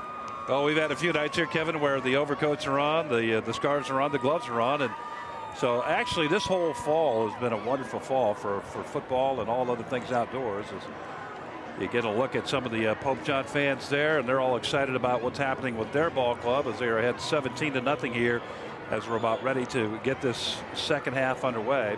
P.J. Book, head coach at Pope John last 4 years, really takes a different approach to the game, and I kind of like that approach. He's a very young guy, as you saw a couple, 3 times we had him on camera here in the first half. A young guy with some innovative ideas, and you know, one thing they did, Matt, we looked at him at the Pope John team. They had a big circle down there before the game. They're all sitting down on the ground, and then they just laid back down while the coach kind of walked in amongst them and just talking to them, and they're sort of visualizing and imagining and that kind of thing. Just a lot of neat things that P.J. Book has done here with this ball club. Love to see that kind of stuff. Well, he was very impressive in his interview before the game started, I thought. And you know, you could tell he's trying to turn these guys into young men. And even though football, yes, it's important, but he's teaching them many lessons in life. And it was just very impressive to listen to him talk and how his team approaches the game. And I think the kind of the calmness he brings to them and the way they approach things, that's how they're able to go out and perform the way they do, and they've obviously done a great job all year. They haven't dropped a game yet. We just saw Dean Vike there warming up, and he's a good example of what we're talking about. He first came on board as a freshman. P.J. Book needed a quarterback out of the freshman class. Nobody wanted to do the job. Well, he selected Vike as that man, and took a couple of years for him to really kind of grow into it and like it, and now here he is playing for a state championship. And as Kevin said earlier, he's a guy that stood up last year after the playoffs. They lost in that first game. He said, guys, I'll be the quarterback who takes us to Lincoln. And so again, P.J. Book using that sort of psychological motivation that he does, and using it so well. And want to thank Riley Jane Hamilton from the Lincoln Journal-Star for that report. She's the one who picked up on that. And Riley, thank you. And I know you're down the hall, so see you a little bit later. It's nice of you to give credit where credit is due. Well, she deserves it. She deserves it. Well, Larry Putney is downstairs, as he's been all day long, waiting and working the sidelines. And let's go downstairs. Larry's standing by with the head coach of Pope John, P.J. Book. Well, Coach, you must be thrilled with what your guys did in that first half. I wish I could say I was. I'm glad we're up, and I'm happy that we're up, but we play football a certain way, and we didn't play it to end the half there, and that's disappointing when it's the last game of the year for us. But we are up, and they did earn that, but there's still life in the red team over there, and we need to answer to that in the second half. Specifically, the last drive you were not happy with, or other things? The end of the half, we weren't executing the way we should, and the Devils were playing the game hard and playing it right the way they should, and we weren't, and we need to answer for that in the second half. All right, thanks, Coach. No problem. The 2007 NSAA football championships are being carried live over the internet, so if you have friends or family who don't have access to NET, have them log on to netnebraska.org and click the live webcast tab to enjoy the football championships right on their computer. NET is Nebraska's home for sports. And that's a coach right there, P.J. Book, who has a team up 17-0. They've done very little wrong in that first half, yet the last two plays of the half he's not happy with, and that's kind of soured his entire perspective on that first half. But believe me, he'll take that 17-0 score right now. No question about that. You know, their defense, the Pope John defense, guys, you know, we talked about Clarkson and their ability on defense. Well, Pope John, no slouch through the regular season. They had 3 shutouts during the regular season and also 4 one-score games. So 7 games, very little scoring out of the 12 they played this year. So Clarkson about ready to tee it up and go. Here's Kevin. Thank you, Abe. You bet. Schindler and Selting back deep for Pope John, as Clarkson will kick off. Boy, huge defensive series coming up here for Clarkson. I mean, you cannot underestimate what it would mean to them to get that stop here. Get the ball back in decent field position, down 17-0. You give up a big drive to Pope John here, they march it down and score, and you're really in big trouble. But here's some warbling in the background if that happens. Maybe they'll try an onside here. Start the half. Just try to get it back. That would surprise everybody in the building. They do not. Instead, they bang it through the end zone. Now that's a kickoff. Through the end zone. Through the 11-man end zone for the touchback. It's a good leg. Just taking a look at the kickoff man, Steve Proproski. He had some sort of apparatus on his foot to kick off with. He had it taped. He had his toe taped. Well, he stopped and then he took it off, whatever it was. And yeah, it could have been tape, could have been something. I'm not sure what it was. Well, maybe Larry can check that out for us. Well, he put all 260 pounds behind that kick. He banged that one home. So to the 15-yard line, Pope John will start, first down and 10. As we begin the third quarter of play, Pope John with a 17-0 lead in this D1 championship. And a toss play on first down to Schindler. Cuts it back. Schindler with a good second effort. Picked up 4 yards to the 19-yard line. It'll be second down and 6. Tackle down there made by Eric Brebitz. You know, Schindler is 5'9", and that may be a bit of a push down there. But be that as it may, he's really tough at times to see. And that's what makes those little backs, you know, even at the collegiate level, guys, where some of the players are obviously much bigger up front.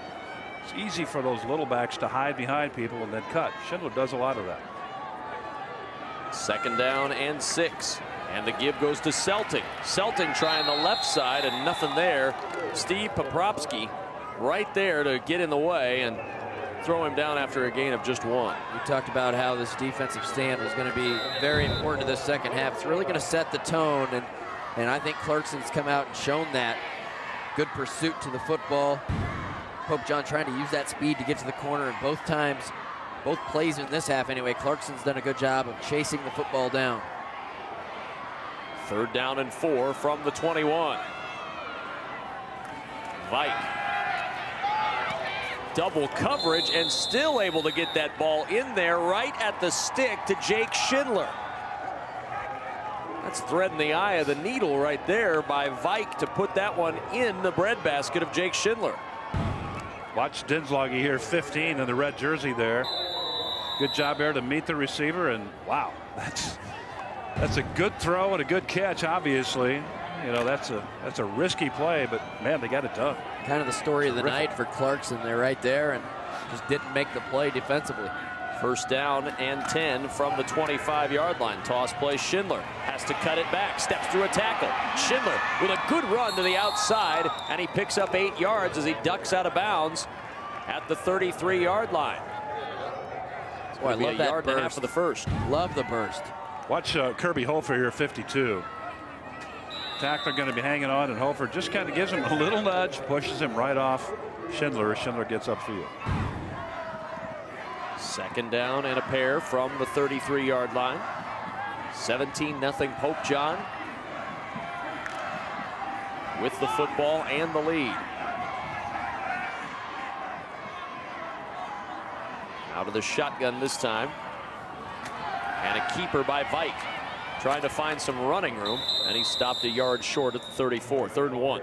And let's check in downstairs, Larry Putney. Thanks, Kevin. You saw the replay earlier. The official that got hurt, that was Dusty Lana. He rolled his ankle, and the report out of the locker room is he has broken his ankle. He actually tried to tape up and walk on it, but couldn't put a lot of pressure on it. So we now have a new official on the sideline. Alan Makovica of Lincoln is your new head linesman. There he is.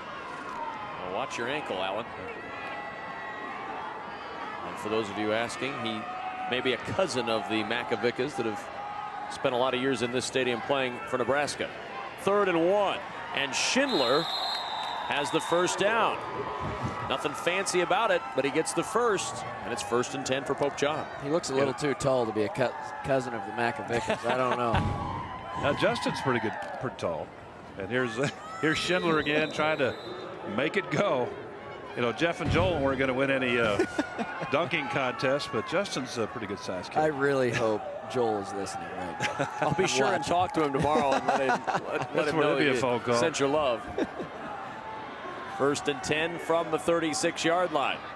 17-0 Pope John. Selting on the toss with blockers out in front. One of them is quarterback, and a good run of 8 yards to the 35 of Clarkson.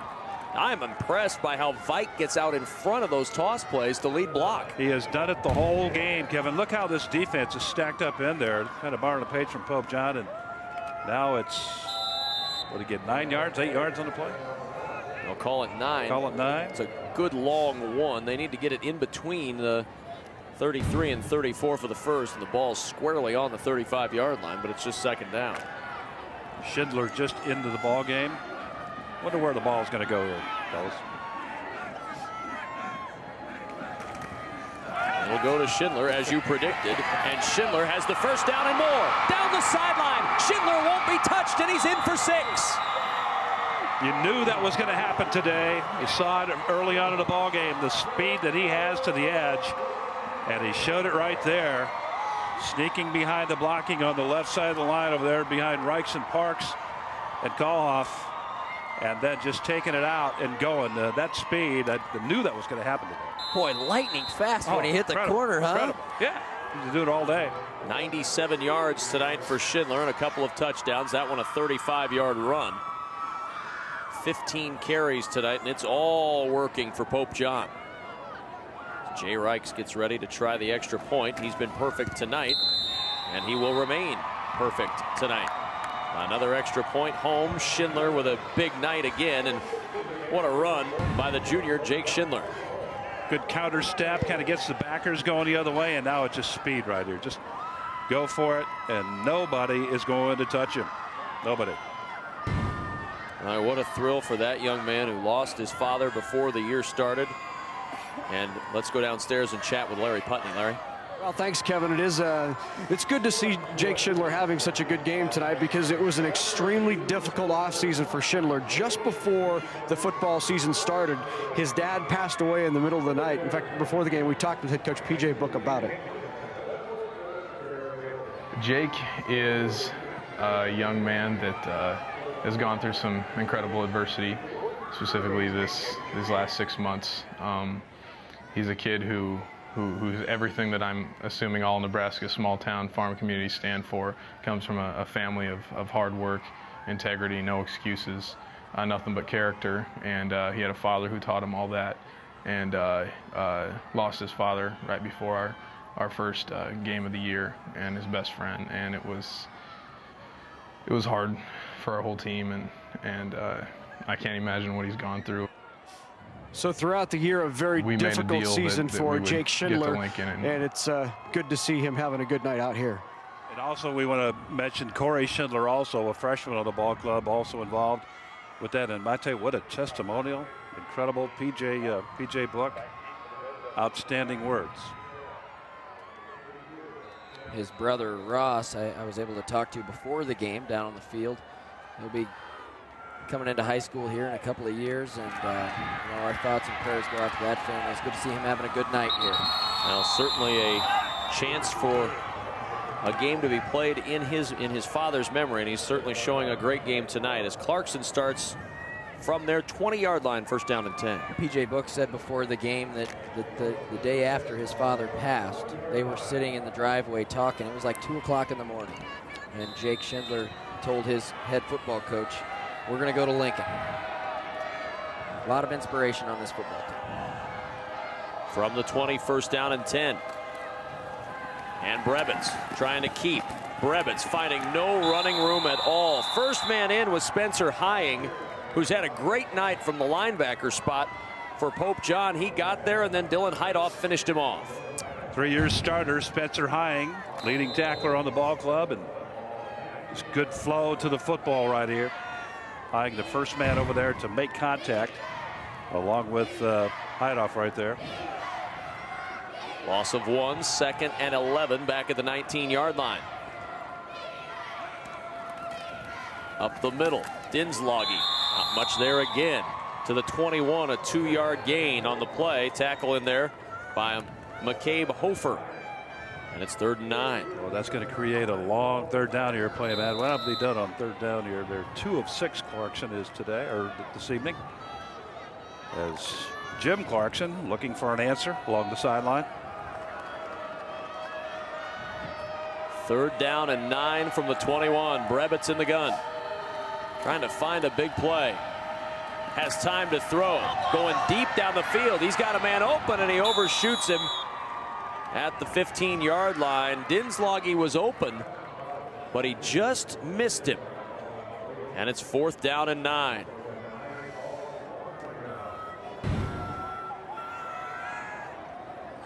Just running a straight deep post route, but the ball just, oh my, about 4 yards, 3-4 yards overthrown. He threw that ball a long way. He had a little more speed to catch up. That little wind behind him on the toss. As Clarkson will now set up to kick it away. Selting back alongside Schindler. And it'll be Selting at the 24-yard line. Makes the first man miss, and Selting to the 29. And that's where Pope John starts. First down and 10 with the 24-0 lead. 7:46 remaining in this third quarter here at Memorial Stadium in Lincoln. This is where it starts to become tough for Clarkson. You know, it's 24-0. You're going back on defense. This offense has done a lot to you tonight. Pope John looking for more, trying to get a little bit more here in the second half and add to this lead. You know, with the attitude of their coach, they're not going to let down. He demands perfection, and that's what he's going to expect the rest of this half. From the 29, first down and 10. Flags are down as Vike takes it up the middle on a designed quarterback draw, and no gain on the play, but may have had a free play here. The tackle out there made by Jonathan Bush. Well, it's going to go against Pope John.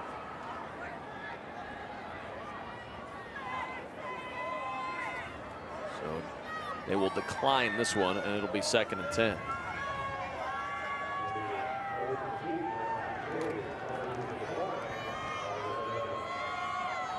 But what an impressive night tonight for PJ Book and Pope John to this point. Good. Offense, defense, it's all working. And those two right there, head coach PJ Book and Kevin Selting, number 7, very instrumental in all the action tonight. Selting now in with the play. 2nd down and 10 at the 29-yard line. Dean Vike, the senior quarterback. Draw play, Selting, and that's going nowhere. Right there, Michael Konachek again. Big night for the middle linebacker. Boy, he's played a good football game, and you watch him in his stance here. He reads the play, comes upfield. Nice form on the tackle. Gets a little bit of help, but Konachek has been big on this defense. He's made plays when they've been in front of him to be made. That's his 10th tackle on the night for Konachek, along with a couple of that's a second tackle for a loss on the night. Playing big. 3rd and 13 from the 26-yard line. Vike sets, hit as he throws or tries to throw, and is able to scoop it in. Almost popped out as he got crunched from behind by Jonathan Bush and was fortunate to hang on to that one. That ball could have gone anywhere as he was hit in the back. Bush just drove him into the ground. I don't know how he held on or if he did fumble it. We'll see here, and then if he got it back. No, he just held on, I think. It takes a lot of strength in your hand to be able to hold on to the ball when you take a big shot like that. And a lot of toughness. Bush at 230, Matt, just coming straight up and straight in. Nobody touching it. And the punt taken by Stucklessa at the 25. And he returns it to the 35-yard line. 10-yard return. And Clarkson with pretty decent field position here. 5:57 remaining in the third, but down 24-0. Thursday, November 29th on NET television, take a master's class in murder. Nebraska Wesleyan University crime scene investigators in training learn there's more at stake in this case than getting a good grade. Plus, go to court with a team of Nebraska CSIs as they build the case against a killer who made sure the victim would never be found. Watch NET's documentary Murder House Thursday, November 29th at 7 Central on NET1.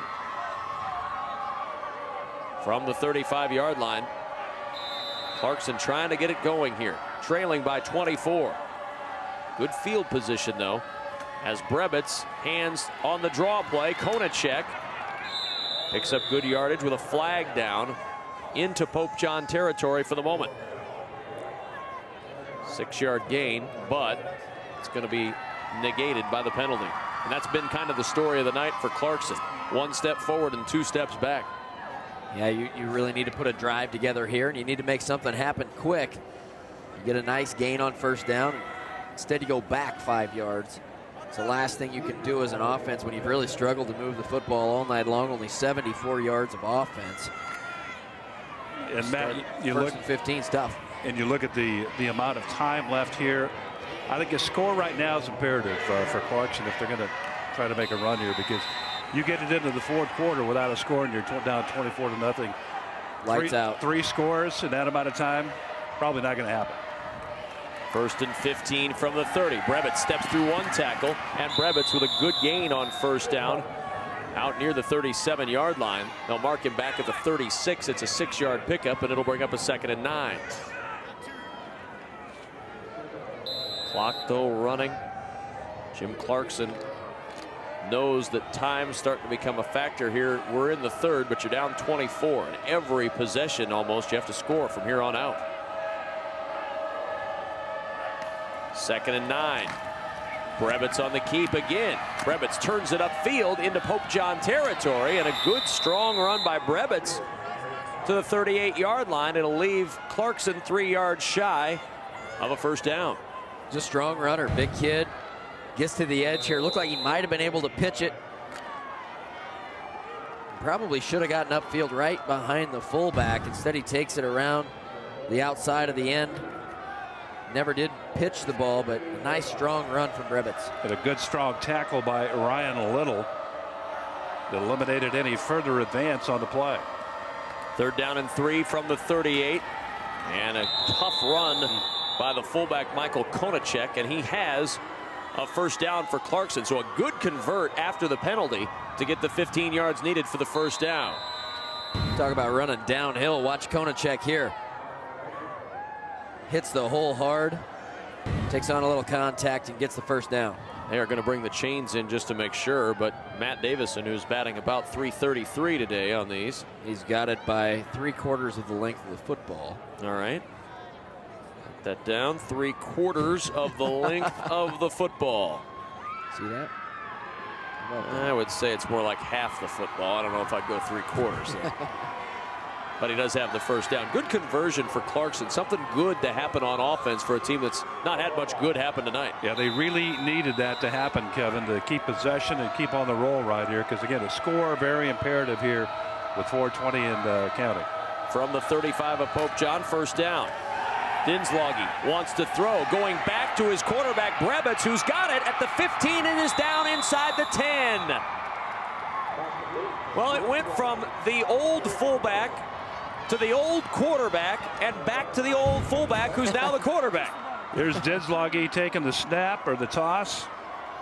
Let her go. He's completed 24 out of 54 this year with 7 touchdowns, and Dinslage put it right on the money.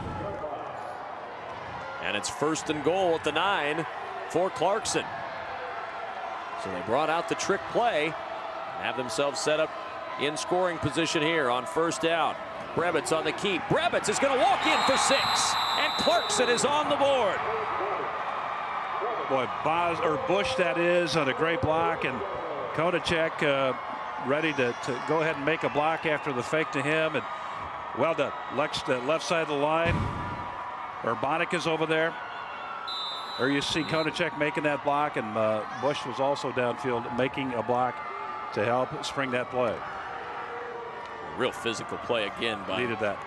Konachek, the fullback, who's done that all night, and now they'll go for 2. Big 2-point conversion. Keep them on a 2-score pace if they can convert here in the toss play. Looking for that goal line, and he reaches across and just has it. Konachek reaching for that yellow line, and he just got the ball across. And it's a 24-8 ball game. He patted the new official over there on the back, Makovica, as he called it a 2-point conversion, because he barely got the ball over the goal line. It looked like great effort from Konachek to get to the goal line. And let's go back downstairs and check in with Larry. Well, Kevin, Clarkson finally looking like they're familiar with this field. Of course, as we said off the top, after their quarterfinal win against Humboldt Table Rock Steiner, on their way back home to Clarkson, they made a quick detour. In fact, we talked with the coach about it before the game. We came up here, it's probably about 10:30 at night or so, and so we asked the bus driver to pull in here, and we just thought we'd come in and look through the gates and kind of get a feel for it. And some athletes must have been coming from a study hall or something, and so the door was open, and we walked in, and a guy at the front desk helped us out, and he let us walk onto the field and walk around, and kids had their camera phones out taking pictures, and it was kind of our goal that night. So we wanted, we had to beat St. Francis, get back here. That was the message we wanted to send, that this is where we wanted to finish our season. And I think that really kind of motivated them a little bit and kind of gave everyone a little bit of chills and kind of got us through that last semifinal game.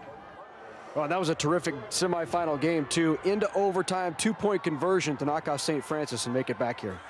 And what a terrific story. The ability to come down, find somebody sympathetic, and let you into the stadium in the middle of the night. Terrific job, not only by Clarkson, but by the folks running the stadium a couple of weeks ago to let these young men in and have a memory that'll last a lifetime. Probably Butch Hug. Who knows? He's here all the time. Got out of his cot, the man who lives here, to run this stadium. Well, good to see it happen. There was a time when that probably would not have happened at all, but things have lightened up a little bit around here, and it's good to see that happen. Give the kids a chance to imagine and dream, as we said at the top. First down and 10 from the 15. Now can Pope John answer? Clarkson's defense trying to get the stop as Spencer Hying gets the carry and advances it to the 20-yard line. A 5-yard pickup on first down for Pope John. I think it's momentum now for the guys in red. I think this is an important drive for Pope John, that they get a first down or two. And for Clarkson, if they can get another stop, they have momentum right now. Even though they're still down 16 points, if they can get a stop here and get the football back, they've got a little bit of life right now. Maybe have to take a risk or two on defense right now to try to cause a turnover of some kind. See if Pope John will cough it up somehow.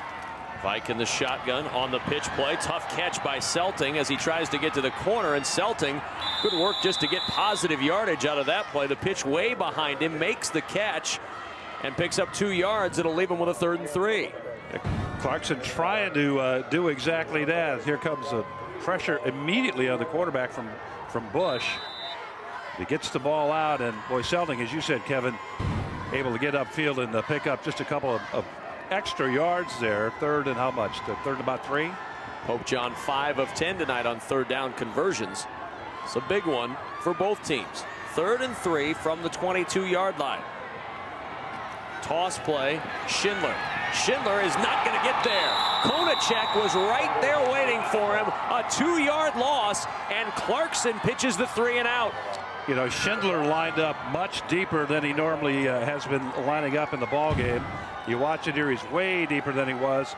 Not able to get quickly to that edge, and that gave Clarkson time to fill the outside lanes and make that stop and create this 4th down play, this kick.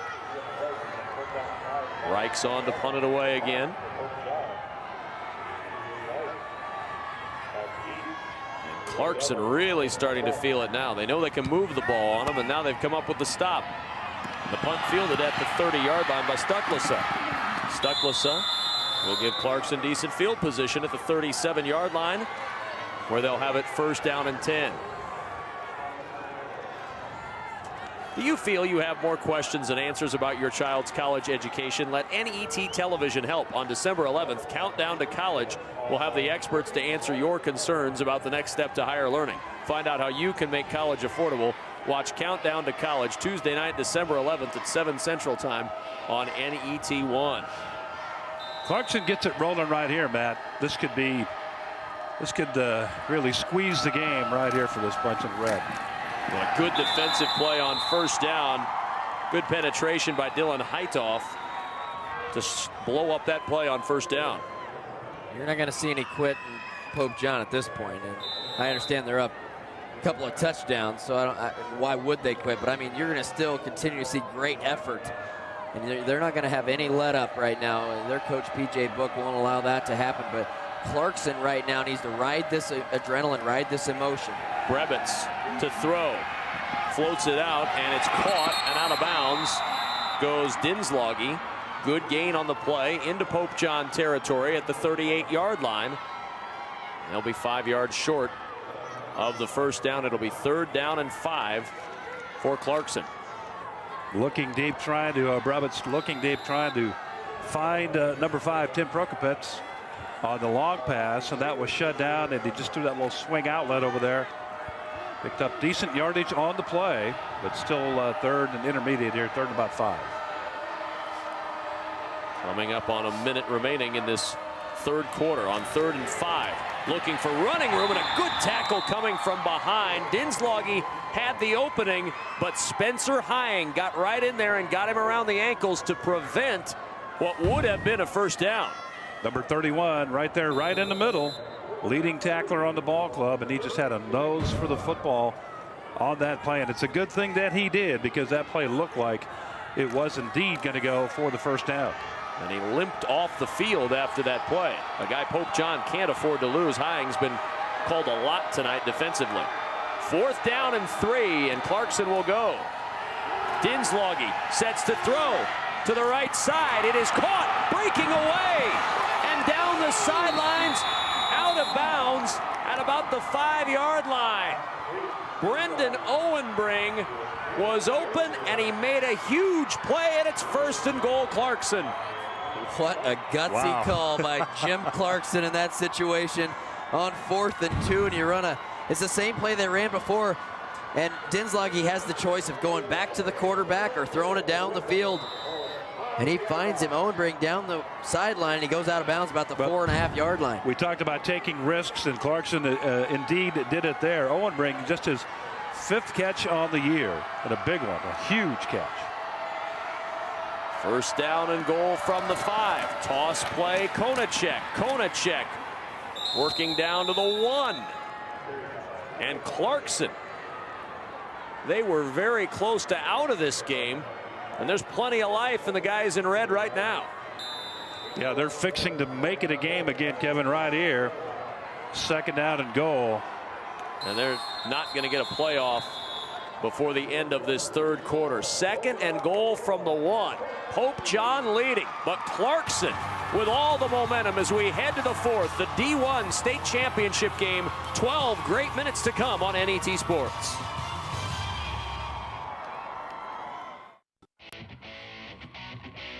NET Sports coverage of the 2007 NSAA Football Championships are brought to you in part by the Nebraska Public Power District, always there when you need us, together with your local public power utility.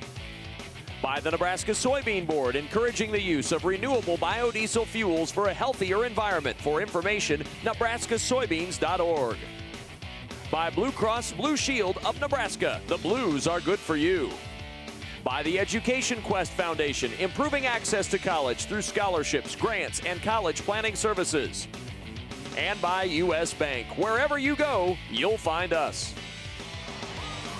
The start of the fourth quarter here in the D1 State High School Football Championship. Alongside Adrian Fiala, Matt Davison, and Larry Putney, I'm Kevin Kugler.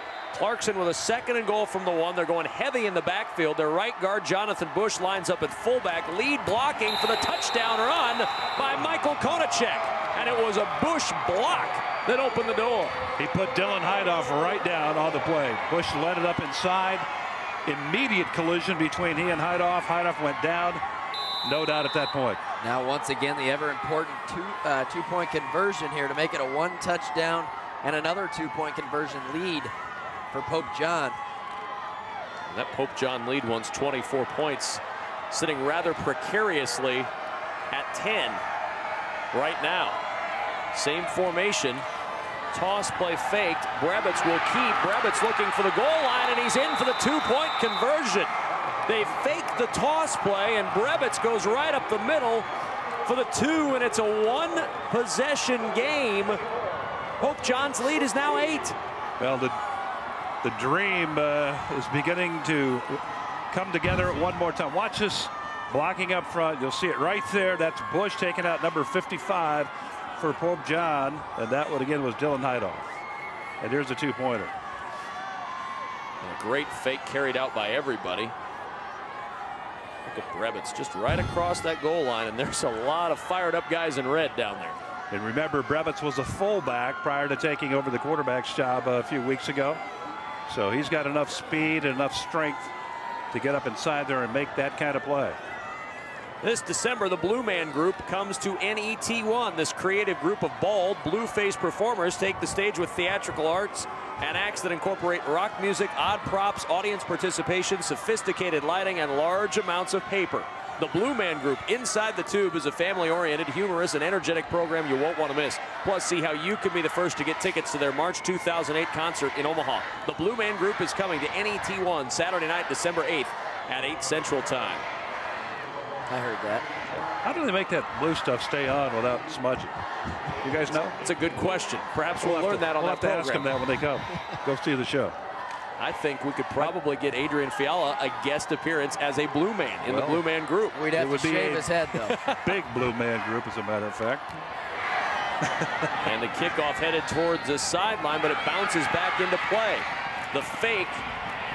And Schindler trying to find the outside, and Schindler out near the 13-yard line, well covered by Clarkson. The tackle made by Jeff Stucklesa. And now Pope John with the ball. 11:50 to play in the fourth, and that once comfortable lead is no longer so comfortable. It'll be interesting to see how Pope John reacts now. We've seen a lot of variation in their offensive attack through the course of the ball game. And now with time of factor and points of factor, we'll see if they stay with that or get a little conservative here, try to keep the ball on the ground, burn clock, move the ball. Just what will happen here. You see this heavy set with 2 wides right here. Vike to throw on first down, going deep down the near sideline for Schindler. The ball is tipped, and Schindler's got it, and he's all alone. Schindler will score for Pope John. And they're not going to play conservative at all. We got the answer to that question in one big play. Well, we asked for it, and we got it. Double coverage, straight fly on the route here. Double coverage. Double coverage right there, and somehow the ball gets through. 2 defenders sprawl on the turf. One of those, Jeff Stucklesa. And there's Schindler. And Schindler, once again, Matt, uses that quickness and speed to get behind everybody. What a big night for this young guy, Jake Schindler. And no one that everyone in Elgin would rather see have a big night than Jake Schindler. And what a throw by Vike. They fake the extra point and throw it in for 2 to Josh Beckman. So they get the 2-point conversion and now make it 2 touchdowns and 2 2-point conversions for Clarkson to tie this one up. Well, they continued with the variation that we talked about, just showing one thing, taking another. And Pope John and Coach P.J. Book, you got to tip your helmet to this team. They show you a lot, fellas. They really do. They do, and they use their weapons. You know, Vike obviously can make plays, and they use Schindler. They put him in positions where he can use his speed and quickness to make plays. And I think that lead was 16. It went to 8 for, what, about 15 seconds? And right back to a 16-point lead. All right, it's time to reveal the answer to our trivia question tonight.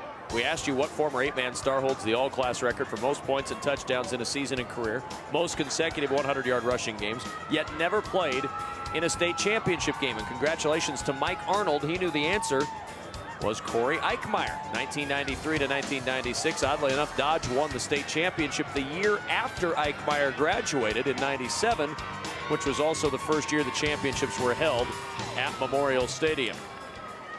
Congratulations to Mike Arnold, who won our second trivia question of the day. We'll have more for you tomorrow during our coverage of the NSAA State Football Championships here from Memorial Stadium. And here's a night for Schindler, rushing 16 for 95, 2 touchdowns, receiving 4, or check it, 3 for 78 and a touchdown.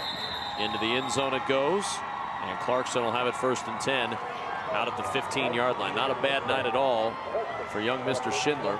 Playing with a lot of emotion, as Larry talked about earlier tonight, losing his father at the beginning of the year, and what a way to pay tribute to his dad and best friend tonight at Memorial Stadium on the biggest stage of his football career. His little brother Ross down there watching him and looking up to his older brother, his sister here in Lincoln, and his mom Peg, all very proud tonight. Fumbled snap, Brevitz picks it up and down he goes. Once that little bobble, that gave time for Jay Reichs to get right back there on top of Brevitz and throw him for a loss of 6 back to the 9. We've seen that, what, 3 times tonight from Clarkson, where they've just really fumbled a snap or a pitch, and it's killed the drive every single time. Dead plays will do that all the time. You know, when you're behind as they are, 32-16, you cannot afford one dead play at this point. That's the first one right there. Handle the football. They're going to have to hurry. The play clock is down to 3 as they get up to the line. Play clock down to 1, and they're not going to get this play off. Delay of game after the loss on the play of 7 yards, and add more to that deficit that Clarkson is staring at right now. Jim Clarkson kind of looked out there and said, "Are you kidding me?" Like the clock might have started early. So mark it back inside the 5 at the 4-yard line, and it's 2nd down and 20. And in the end zone, Dinslage in at quarterback now, in trouble, and he just got out of the end zone. Nearly the safety as McCabe Hofer was there. Nobody open for Dinslage, and he eats it back at the 2. Early in the play, he had room to run the football. He'll look at that film and learn from it and say, I should have tucked it and headed upfield. Right here he's looking, it's closed up. But right now he's got room to go. Not going to happen. Well, Dinslage, the better passing quarterback. That's why they have him in at this point.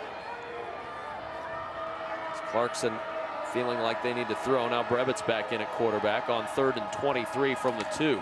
Brevitz will keep, and he takes it out to the 5-yard line, and that is all he's going to get.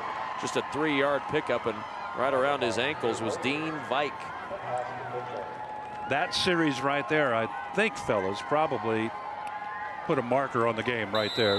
They're going to kick it away. Pope John's going to get it somewhere near midfield with about 9 minutes or maybe under 9 minutes to go. And it'll be very, very difficult indeed for Clarkson to make up the deficit from this point. They needed to get that drive moving on this series, couldn't get it done. Brevitz punting from his end zone, nearly got it blocked by Austin Mitchell, and that punt's going to go out of bounds inside the 20-yard line. He's still walking down to the 17-yard line. An 11-yard punt, and not at all what they were looking for. Well, be sure you're with us tomorrow morning as we continue our coverage of the 2007 NSAA Football Championships as the Class C2 final hits the field tomorrow morning at 10:30 a.m. Central Time. The Wakefield Trojans battle the Blue Hill Bobcats. That's tomorrow, 10:30 a.m. Central Time on NET1 and NET HD. First down and 10 from the 16 for Pope John. And the give to Schindler. And Schindler bouncing to the outside. And one more for Schindler. Another touchdown for the junior Crusader, and P.J. Book and company are thrilled. Coach Book thrilled. The whole Pope John team is thrilled. They all were following in to congratulate Jake Schindler. And look at that blocking up front. Again, great block. Spencer Hying, an excellent block. And there it is right there. Creates this. All right. A little bit excited down there. Love that emotion. And you know what I saw out of that play from Schindler was the ability to go side to side. The little hop aid where he jumped to the side. He was going laterally at the line of scrimmage just to bounce it enough. You can't teach that. That's just that lateral movement, the little bounce to the outside. That's really what made that play. What an answer by Pope John. Clarkson gets within 8 points. And Pope John comes back in 2 offensive plays. One long pass and that run. And they open this game wide open again. Just about to make that point. They strike very quickly. Last series, first play. This series, first play. And pretty much have now in complete control. 9:21 left in the ball game, but Pope John. I'll be sure you're with us for all the inside information on the Huskers after the Colorado game on Big Red Wrap-Up. Tuesday, November 27th, live at 7 p.m. Central Time. A complete review of the game and other activities surrounding Husker football with highlights, analysis, discussion, and the latest recruiting news with Sean Callahan from Huskers Illustrated. Join Adrian Fiala and me for the next Big Red Wrap-Up Tuesday, November 27th here on NET, Nebraska's home for sports. Clarkson now trailing by 23 points. And not great field position to start this next drive as Beckman leads the Crusaders down with good coverage on the kick return. From the 12, they'll start 1st and 10. 2 plays, 2 touchdowns for Schindler in the last 2 plays from scrimmage. And watch what I'm talking about here, the little hop to the side, right there. The little hop to the side and then the ability to bounce it outside. That's just something you can't teach a running back. He either knows it and he can do it or he can't. And that's that quickness you can't teach. On first down, Brevitz throws, and he throws incomplete. And it'll be 2nd and 10 from the 12. Clock stops, 9:09 remaining in this 4th quarter. And Clarkson, Aid, is acting like they took a pretty good uppercut to the chin there on the last couple of plays because the offense is completely changing. The momentum is gone. They're indeed reeling from that play as they split everybody out here. On 2nd down and 10, Brevitz completes it on the near sideline. Clock will continue to run as Konachek makes the grab. It's going to leave Clarkson about 4 yards shy of the 1st. 3rd down in the hurry up. Flags are down as Brevitz tries to take it forward on the draw. Not going to get very far. Maybe a yard to the 18-yard line. But we'll wait and see what the flag's about. And it's going to cost Clarkson 5 more. And Jim Clarkson a little bit frustrated right now on the Red Devils sideline. Well, I give them credit. You know, they were down 24-0, and they really dug deep in this second half when it didn't look like they even had a chance. And they came back with a couple of big defensive stands and a couple of big drives, Adrian, and that showed me a lot of what this team is made up of. And they got right back into this thing, made it 24-16, and they put pressure on Pope John. I mean, they felt a little pressure, and obviously Pope John came back, but give Clarkson credit for getting back into this thing. 4th down and 4. Clarkson will punt it away. Nobody back for Pope John. That punt takes a turn out of bounds right near the 20-yard line. And Pope John will start 1st down and 10. If you would like a DVD of this game or any of the NSAA football or volleyball championship games, log on to netnebraska.org and click on Shop NET or call 1-800-868-1868 to order your DVD copy. It's a memory that will last for years to come. NET is Nebraska's home for sports. That was poetic. I get plenty of work reading commercials on the radio. I've heard rumors. Gotta let Aid read one of those every once in a while during those radio broadcasts. Believe me, I have enough of those. Vike looking for running room. Look at Vike stepping through tackle after tackle. Vike to the middle of the field. It's opening up wide. Dean Vike to the 20, to the 10, and he's out of bounds. An amazing run by Dean Vike. He went right, he went left, and he went back right again. That may have been one of the greatest runs I've seen in state championship competition without a score. There he is right here. He's just going to thread his way through. 1, 2, tackle, 3 tackles missed right there. Good balance. 4 tackles, 5, and now it's a foot race. He's probably getting tired right here. And that'll end it right there. But what a great, great piece of persistence by Dean Vike.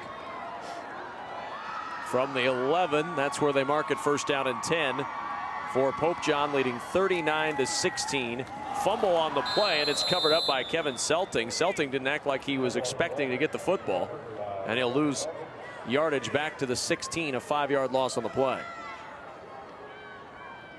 That's the execution that P.J. Book was talking about at the end of the first half, where there were just a few plays that he didn't feel comfortable with, like his team wasn't, maybe concentrating the way they need to. And I mean, this is a young coach who really, gets the most out of these guys. He relates well to the kids, and he demands that they do things at a top-notch level. 2nd and 15, toss play, Schindler. Schindler picking his way forward down to the 12-yard line, a 4-yard gain. It'll be 3rd and 11 for Pope John as they close in on their first state championship, not just in football, but their first state championship in any sport in the history of the school. So that trophy case is a little barren right now. That'll be big for their community. I was up in Elgin just about a month ago, as a matter of fact. Drove through town. I've been to a couple of functions up there. You drove through town? I don't know if that counts as being in Elgin. I was there. I said I've been to a couple of functions up there, and have to do a little hunting event up near Elgin here in a couple of weeks. So I'll stop in and see the trophy. Tyler Whittakin with the sack back near the 24-yard line. One thing you like about Clarkson, they're not quitting. They're down big, but they are still playing real hard. Now that's one thing you always see from the small town football teams, all the high school guys. Rarely, if ever, will you see them quit. It's good to see Pope John in this position. They've tried the 14th time they've been into the playoffs. They finally get to the finals, first time ever, and it looks like they're going to get it done here. 4th down and 23. Set up the screen to Selting. Selting wants to throw. He's going to throw it back to Vike, and Vike down the sidelines. Vike, nice move at the 20, and he's down near the 10-yard line. That's not going to get the first down, but it does put Clarkson in a little deeper hole. And let's check in downstairs with Larry Putney.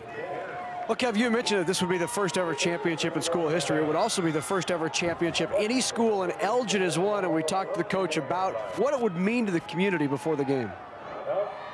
Pope John's never been part of a state championship game in any sport in the history of the school. So already this has meant a great deal to the town, the community, both schools making it as far as they did. Finishing tonight would be great icing on the cake, I guess, and a lasting memory for the kids in terms of a medal. But I think they've accomplished so much in the last 375 days that since a year and 10 days ago when we started working for this, that this might be the icing on it. Well, the icing would certainly be a state championship. There's no better capper to a season than winning here in the D1 state championship at Memorial Stadium on a cool night, but a night in which that Pope John offense has been red hot. First down as Brebitz goes under center. Brebitz on the pitch. It bounces on the turf, and Dinslage just falls on top of it at the 10-yard line. A loss of 1 on the play. And Clarkson, they carry themselves right now a little bit deflated, it looks like, on the offensive side.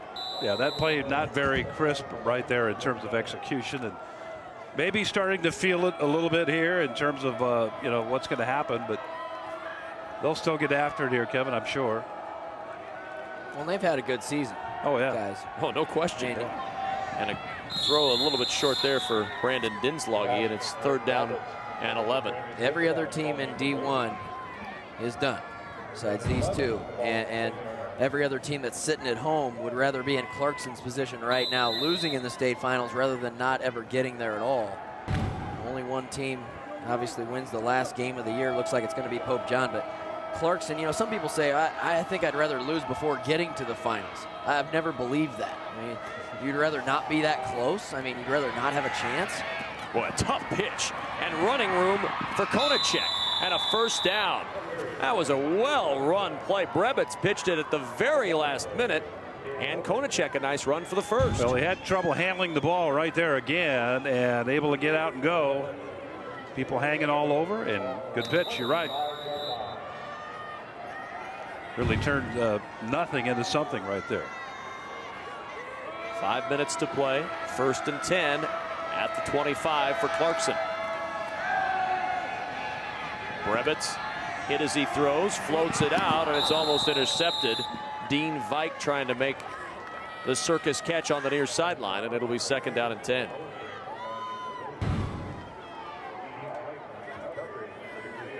Everything closed up downfield, and kind of a desperation play and almost intercepted by Vike. Laying out pretty well there, just off his fingertips.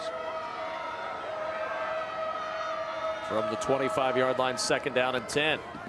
Brebitz steps over a man. Brebitz still running. Good tough run by Brebitz. 8-yard gain, and it's 3rd and 2. Looked like he might pitch the ball at the beginning of the play. Jumped over a man, took on contact, and got 3 or 4 yards after the contact. Breaks a tackle there, jumps over Hine at the line of scrimmage, and then takes on a couple of guys and gets 8 yards. Ryan Little paying the price there. He got a helmet right straight in the chest from Roberts on that, and gets down 3rd down and call it almost a short 2. And a timeout taken by Clarkson with 4:09 remaining in this 4th quarter. We want a chance to talk this over on 3rd down and 2. Jim Clarkson in their first ever appearance in this state title game. That head coach not going to give up on his kids at this point. Wants them to play all the way out, see what they can do. You never know.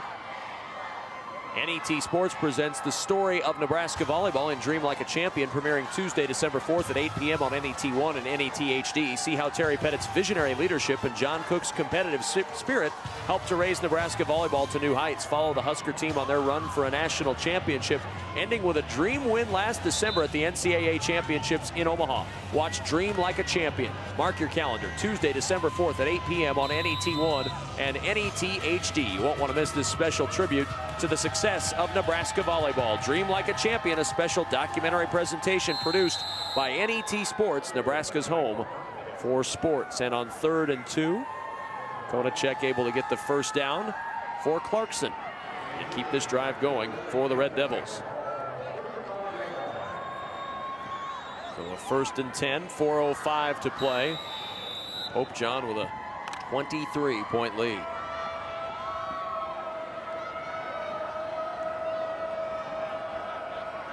Brebitz under center. Konachek into Pope John territory. Down at the 39-yard line, a gain of 6. But it's the case likely of too little too late for this Clarkson squad, trying real hard, but that clock's going to hurt them. And the deficit. 2nd and 4. Toss play. Konachek, another 1st down. Got to the outside and takes it to the 34-yard line of Pope John. Good hard run there by Konachek to get to the outside and get past that stick immediately. Pick up some extra yardage on the play.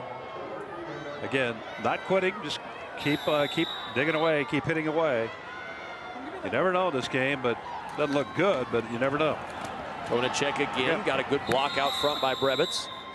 and just tripped up inside the 30 down at the 27-yard line. So a 6-yard pickup, and it'll leave him with a 2nd and 4.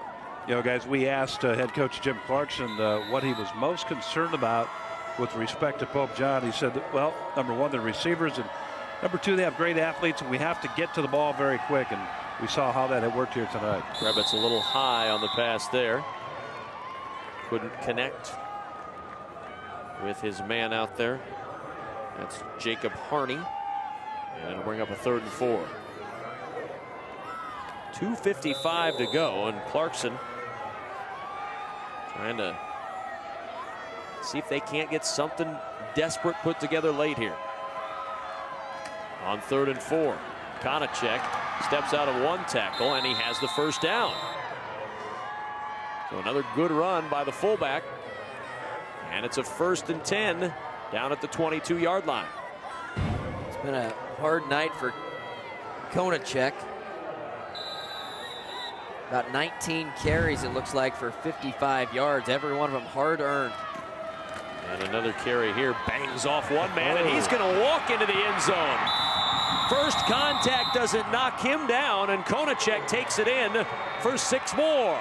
Well, we got an idea just how tough this kid is by the way he played defense. And we saw right there that he's going to take a blow and stay up and go again. And a great job by Konachek to make that play work. And it's going to be 22, maybe 24 here as they go for 2. That's his 3rd touchdown of the night. We're looking at an onside here coming up. I believe so, Abe. Nobody scored more against this Pope John defense this year than this Clarkson team. Konachek not going to get that 2-point conversion, though, as it's stacked up nicely by Pope John. But let's watch the touchdown again, and that first contact got to wrap him up. Good block right there by Brabitz to get in the way of the defender. And then again, you saw that that contact, that initial contact by Konachek. But no worry, I'm taking it home. He did. For more than 50 years, NET has been part of this state's history, bringing you local news from across the state, documentaries that affect Nebraskans, and statewide coverage of high school and collegiate sports. Help us continue the quality of local programming on NET television. With your support, we'll continue to enrich the lives of all Nebraskans. Visit netnebraska.org or call 1-800-634-6788. Now, of course, tomorrow, 2 more championships here at Memorial Stadium, the C2 championship and the A championship. And then C1 and B wrap up our weekend on Saturday. We'll watch Brodsky here. He doesn't have that stuff all over his shoe this time. Let's see if he kicks it as far. I think he's probably going to try not to kick it far at all. Not kick it far at all. A little left side over there. Here he comes on the onside attempt, and it's covered very nicely and very smoothly by Josh Beckman. And Pope John will keep the ball. 2:37 to go in the 4th. And Pope John's lead is 17. And for P.J. Book, 2 minutes and 37 seconds away from a state championship. His first, in his first head coaching job at any level anywhere. In his 4th year, this is his first senior class, and about to do something nobody's ever done at Pope John, win a state title. It's going to be an emotional win for he and his community, and probably be some tears shed after this one, I'm thinking, tonight. Some of them by this young man who fumbles the football. Jake Schindler able to scoop it back up, but what a night Schindler has had. 3 touchdowns, 115 yards before that carry, 78 yards receiving and a touchdown. He's accounted for almost all the points tonight for this Pope John squad. 28 of the points that they've put on the board have been scored by young Jake Schindler, who will be back next year, much to the bad news of everybody in Class D1. Much to the delight of P.J. Book. 2nd and 14 with 2 minutes to go. Toss play Selting. And Selting stacked up at the 30-yard line. A loss on the play of a yard, and it's 3rd and 15. Brodsky on the hit right there. Big Steve. 260 pounds. Pretty good load right in the middle right there. Well, and Clarkson, if you're looking ahead to next year, they'll be bringing back a guy that's a pretty good guy to build around, and that's Michael Konachek. Well, from that middle linebacker spot and in that backfield. 21 carries, 90 yards, and 3 scores for Konachek tonight. And a timeout taken by Pope John on 3rd and 15. And this may be the time for P.J. Book to send in some of the youngsters on 3rd and 15 and give them a taste of the state championship. Well, certainly would like to see that happen. We'll see if that does indeed happen. I think. Check some of it. Look like a couple of new numbers out there, Kevin. The rest of the games this week: Blue Hill and Wakefield tomorrow morning at 10:30 Central Time. Then Millard North and Omaha Central tomorrow night at 7. Saturday we have Bishop Neumann and Pearson, the C1 final, and then Saturday night McCook and Crete in the Class B championship. And we'd love to see you out here at Memorial Stadium. If you can't make it, we'd love to have you with us on NET television. That's what we're talking about right there. A change of personnel and a lot of slapping on the helmet, and great team feeling down there. Good to see that happen. Josh Beckman in at quarterback now for Pope John. And on 3rd and 15, Beckman, the toss play to the outside. Bo Hen trying to find some running room, and there's not much there. Tackle made for Clarkson by Jonathan Bush. And it'll bring up a 4th down. Timeout taken by Clarkson with 1:13 to play. So it's 4th and 17 back at the 28-yard line, and the punt unit coming on for Pope John. Clarkson would like one more shot, but they're 3 scores away. Down by 17 with 1:13 to go. And Reichs will come on to punt it one more time. Reichs averaging 33 yards a punt tonight.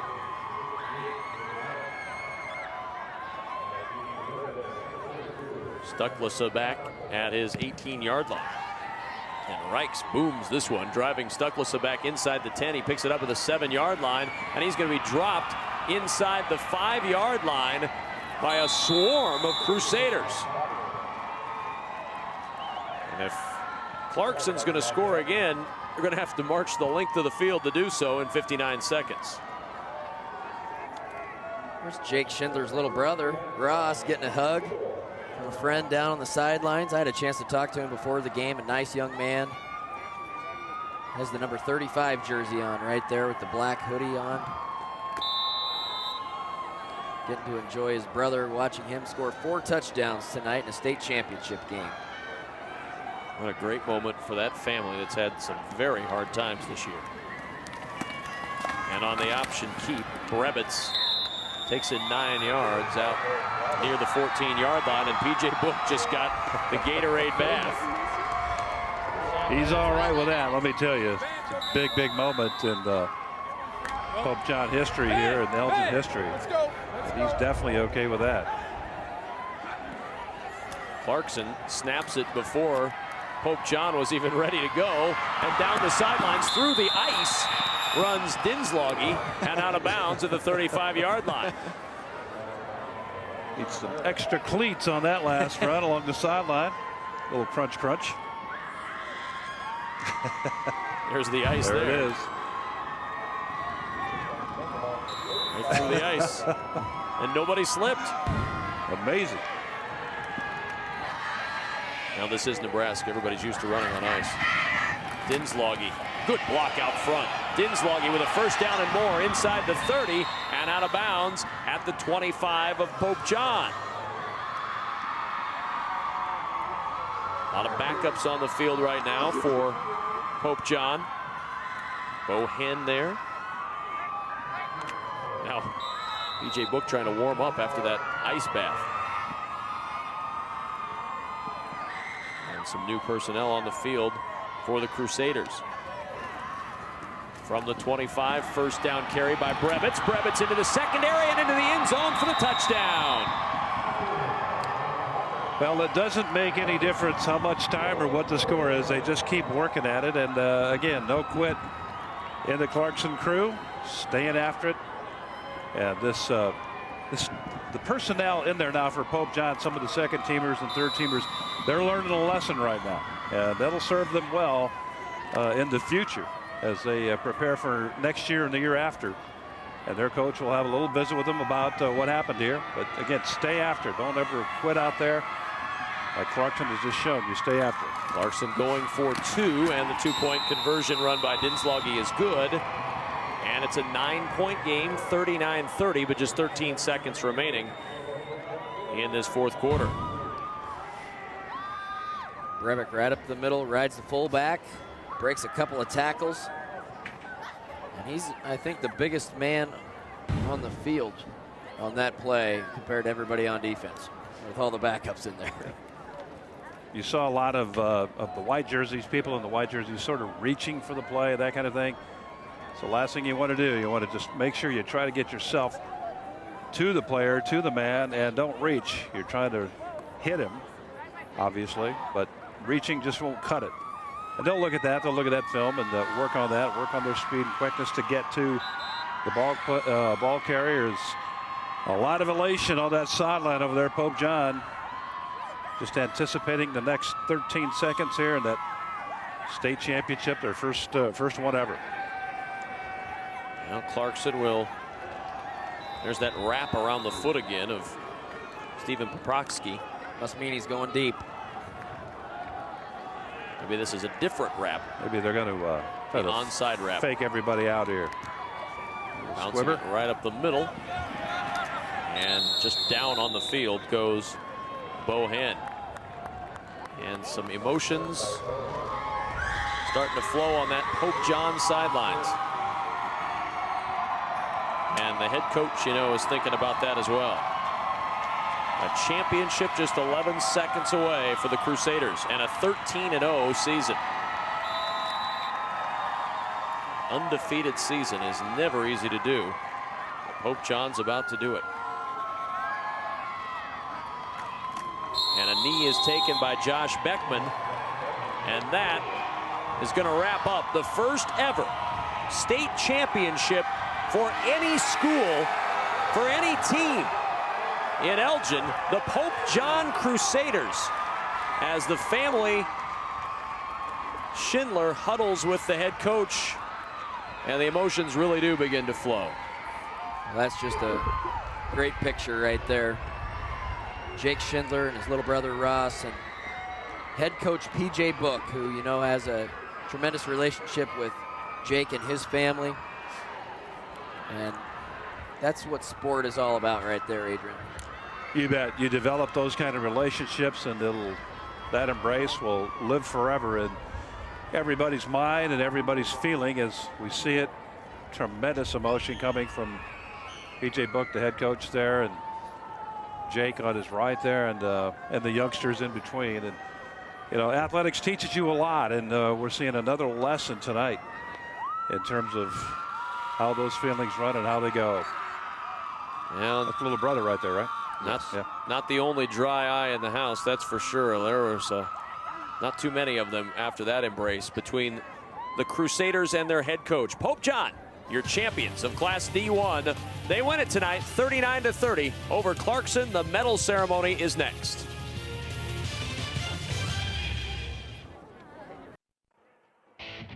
NET Sports coverage of the 2007 NSAA Football Championships are brought to you in part by the Nebraska Public Power District, always there when you need us, together with your local public power utility. By the Nebraska Soybean Board, encouraging the use of renewable biodiesel fuels for a healthier environment. For information, nebraskasoybeans.org. By Blue Cross Blue Shield of Nebraska, the Blues are good for you. By the Education Quest Foundation, improving access to college through scholarships, grants, and college planning services. And by U.S. Bank, wherever you go, you'll find us. Pope John, your Class D1 State High School football champions, a 39-30 victory over the Clarkson Red Devils. Alongside Adrian Fiala, Matt Davison, and Larry Putney, I'm Kevin Kugler. What a night at Memorial Stadium. Pope John wins it. Clarkson continued to battle right up to the very end, but a little too much of Pope John on the offensive side of the football. and they win your D1 state championship. For Clarkson, a runner-up, and to hand out the medals, we hand it back to our public address announcer, Doc Weininger, who will introduce you once again to the Clarkson Red Devils. The Nebraska School Activities Association is honored to have medals and trophies for both of these outstanding teams. The award presentations will be made by NSAA Florida Control members Kent Hawley from Mitchell, Jay Beller from Battle Creek, and U.S. Bank representatives Heather Linville and Michelle Hopkin. Here are the awards for Class D1 runner-up, Clarkson High School. Will head coach Jim Clarkson and your assistants please come to the sideline stage to present the silver medals to the members of your team. Players, as your name is called, please come forward to receive your medal. Number 5, Tim Prokopets. Number 7, Mark Verbitsky. Number 9, Benjamin Kuchera. Number 11, Corbin Hammernick. Number 13, Austin Padani. Number 14, Grant Bond. Number 15, Brandon Dinslagi.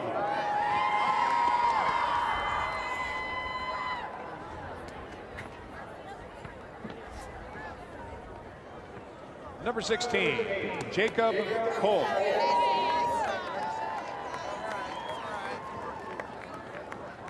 Number 18, Cassius McClintock.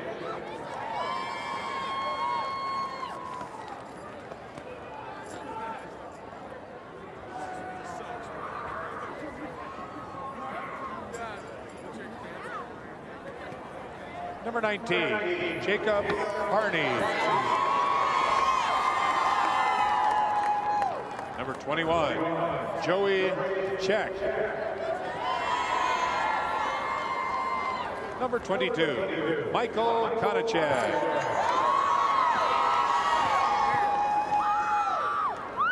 Number 23, Brian Steffensmeyer.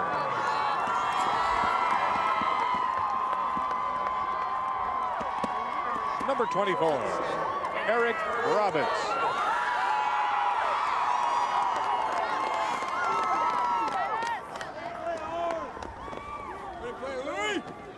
Number 25, Zachary Porolek.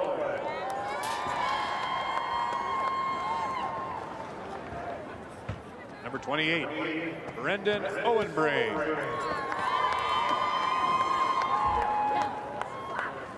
Number 29, Bo Grolushin.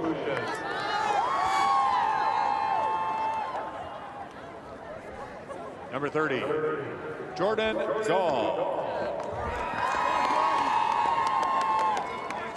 Number 32, Jeff Stocklesa. Number 35, David Logan. Number 38, Jonathan Bush.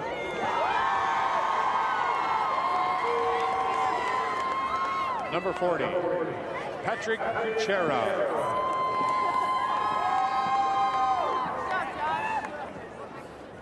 Number 44, Dustin Stadola.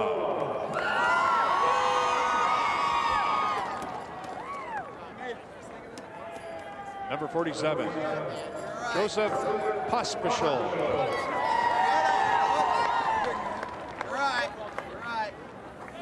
Number 51, Stephen Kropsky.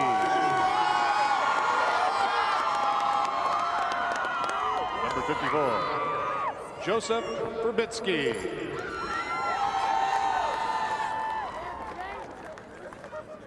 Number 58, Jacob Pospischal.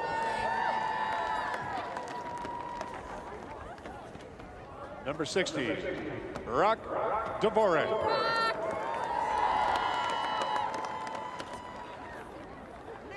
Number 62, Nathan Urbanik.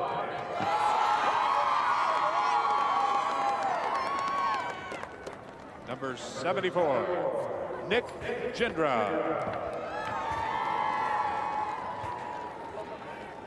Number 76, Tyler Lepore.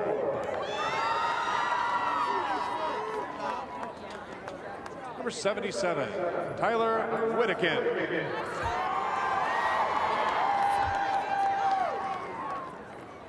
Number 85, Tyson Bodenall.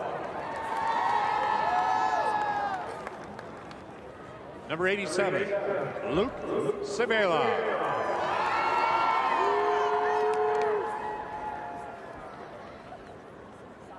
And now, here's the 2007 Class D1 runner-up trophy. Congratulations, Clarkson High School.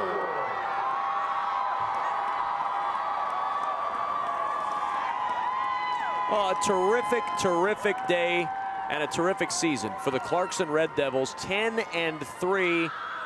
They will look back on this season in the short term unhappily, but in the long term, they'll look back with great fondness at this 2007 football season. They sure will, Kevin. Their first time in the finals in school history, and they're a little bit disappointed right now, but as they look back in several months down the road and a year or two down the road, they're going to be very proud of what they accomplished. You know, Humphrey St. Francis beat them earlier in the season. They had to come back and beat them in the finals of the playoffs and got that job done, and then got themselves here to the finals. But for Jim Clarkson and his staff, congratulations, great year.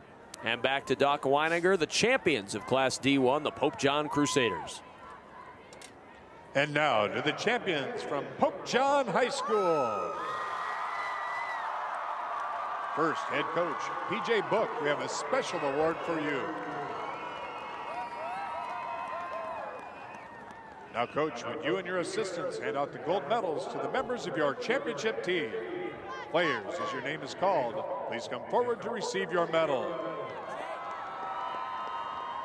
Number 3, Jake Schindler.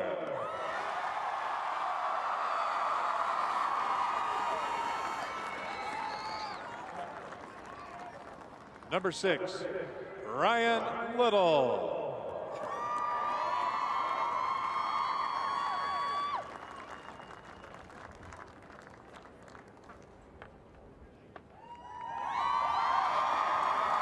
Number 7, Kevin Selty.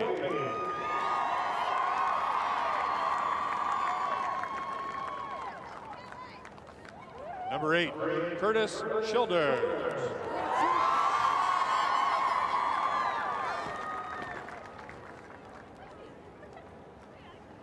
Number 15, Josh Beckman.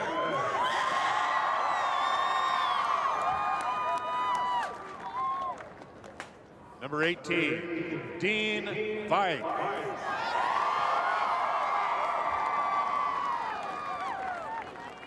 Number 26, Bo Hen.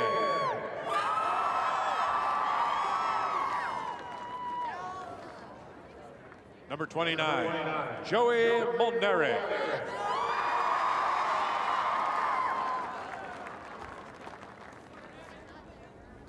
Number 31, Spencer Hyde.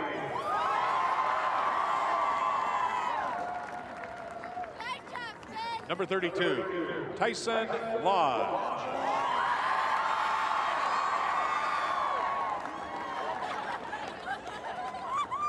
Number 40, Brent Parks.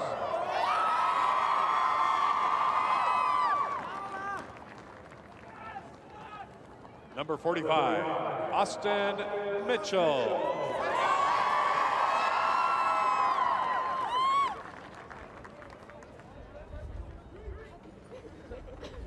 Number 48, Corey Schindler.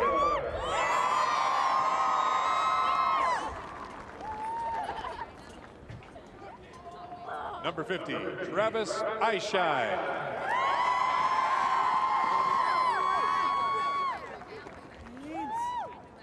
Number 51, Nathan Kalhoff.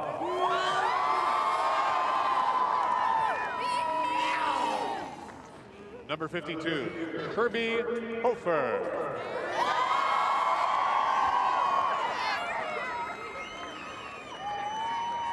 number 55, Dylan Hydock.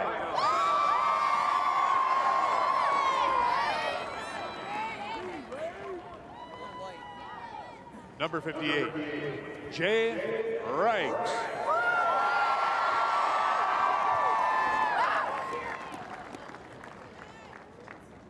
Number 60, Ben Pelster.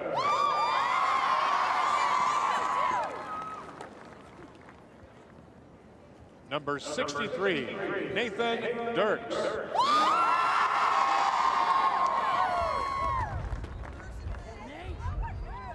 Number 68, Nick Farmer.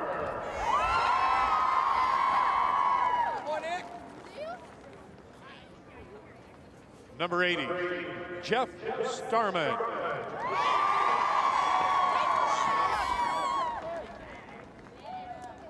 Number 82, Alex Dirks.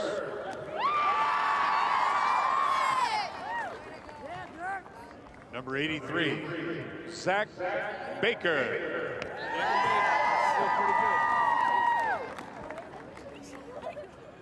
Number 85, McCabe Hofer.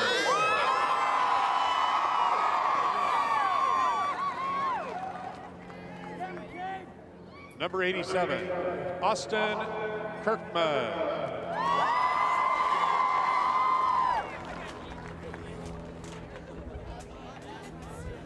Number 99, Brady Ramble.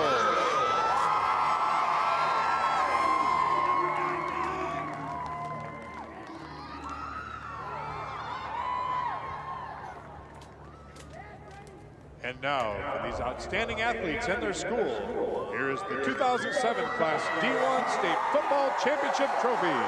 Congratulations, Pope John High School. The first championship in the history of Pope John High School in any sport is won tonight in football. The Class D1 champions, the Pope John Crusaders. And congratulations to that team and PJ Book, their head coach. A 13-0 season, a perfect season, and they did it with an extremely balanced offense tonight. 186 yards on the ground, 175 in the air. They could not have been much more balanced over the course of this ball game tonight. That was their key, Matt, coming in. Yeah, it was, and what a journey it was for this team. And Coach P.J. Book talked about it. 375 days ago, they lost in the state playoffs, and they had a whole year and a little bit more to get ready for this night. And give them credit. They did it the right way, and they represented their school the right way. And so many memories were created during this season. It's an emotional night for he and his team and this community, and good for them. They're going to go enjoy this thing back in Elgin and take this thing home to Pope John. Well, they said 289 days to next season back last year, and there they are celebrating with that 289 days passing. They're celebrating with that state championship, and they took it right to a defense that, again, was pretty stingy through the course of the year, and they had that balance on offense. As Kevin said, they had over 200 more yards than Clarkson was allowing, and also 29 more points than Clarkson allowed on the year. So a complete victory for the Pope John Crusaders this year. And let's head downstairs to Larry Putney with the champs. Thanks. I'm down here with the coach, PJ. First of all, why don't you tell us a little bit about just talk about the game and the way the kids responded to adversity, especially when they, came back in that third quarter. Well, we talk about playing with heart, and there's no reason to expect that Clarkson wouldn't do the same thing, to play with heart from beginning to end. They've got heart in them, and that means that they put a lot into their season. They're here for a reason, and there's no reason to think that they're going to lay down for us. And so all you can do is put your heart on the table against theirs and believe that you worked as hard, or if not harder, and that you can finish. And that was really, when they came back, we give them a lot of credit. But the bottom line was we emptied the tank, and we had enough to finish. Before the game, you said that you've been around a lot of football in high school and college, and you've been coaching at Pius and now 4 years here. You'd never been around a situation like this. Can you talk about that a little bit?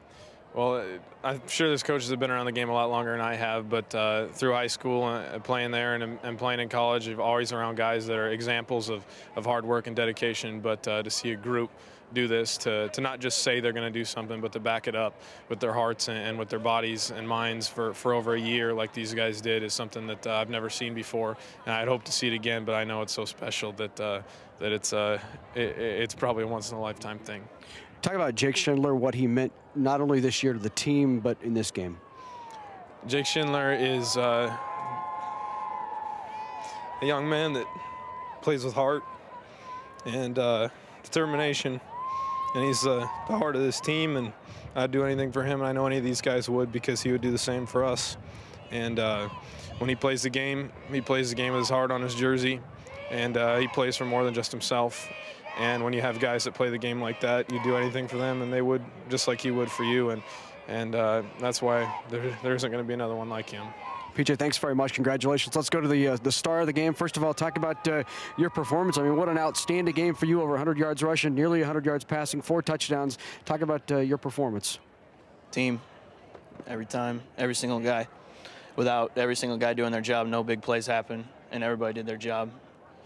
I know this is a difficult season for you and a difficult game. Can you put in perspective for us what it means to win this game? I know there was a lot of emotion after the game with your mom and coach. Talk about what this means to you, given everything you've been through with your dad dying and now winning a state championship. Just honoring him. So this is all. That's what my life's about now. Not only this game or this season, but just everything I do. So it brings glory to him. Well, congratulations on a terrific performance. You did a great job tonight. Guys, back to you.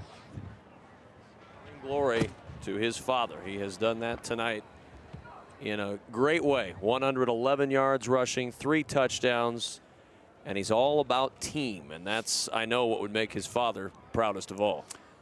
You know, Kevin and Matt, there are rare moments in sports that you cherish forever, and we just saw one of them. That was incredible. And that'll be etched in my mind forever, and I know it'll be etched in the minds of everybody who saw this game tonight and are seeing now live just what this means to an individual and to his family. And this is really one of those moments. I'm not going to say much more about it. It's just that I hope everybody had a chance to see it. Great time, a great moment in athletics. The bond between a team and a player, and the bond between a player and a coach, and a championship won by that team tonight in Class D1. Pope John, your champions in Class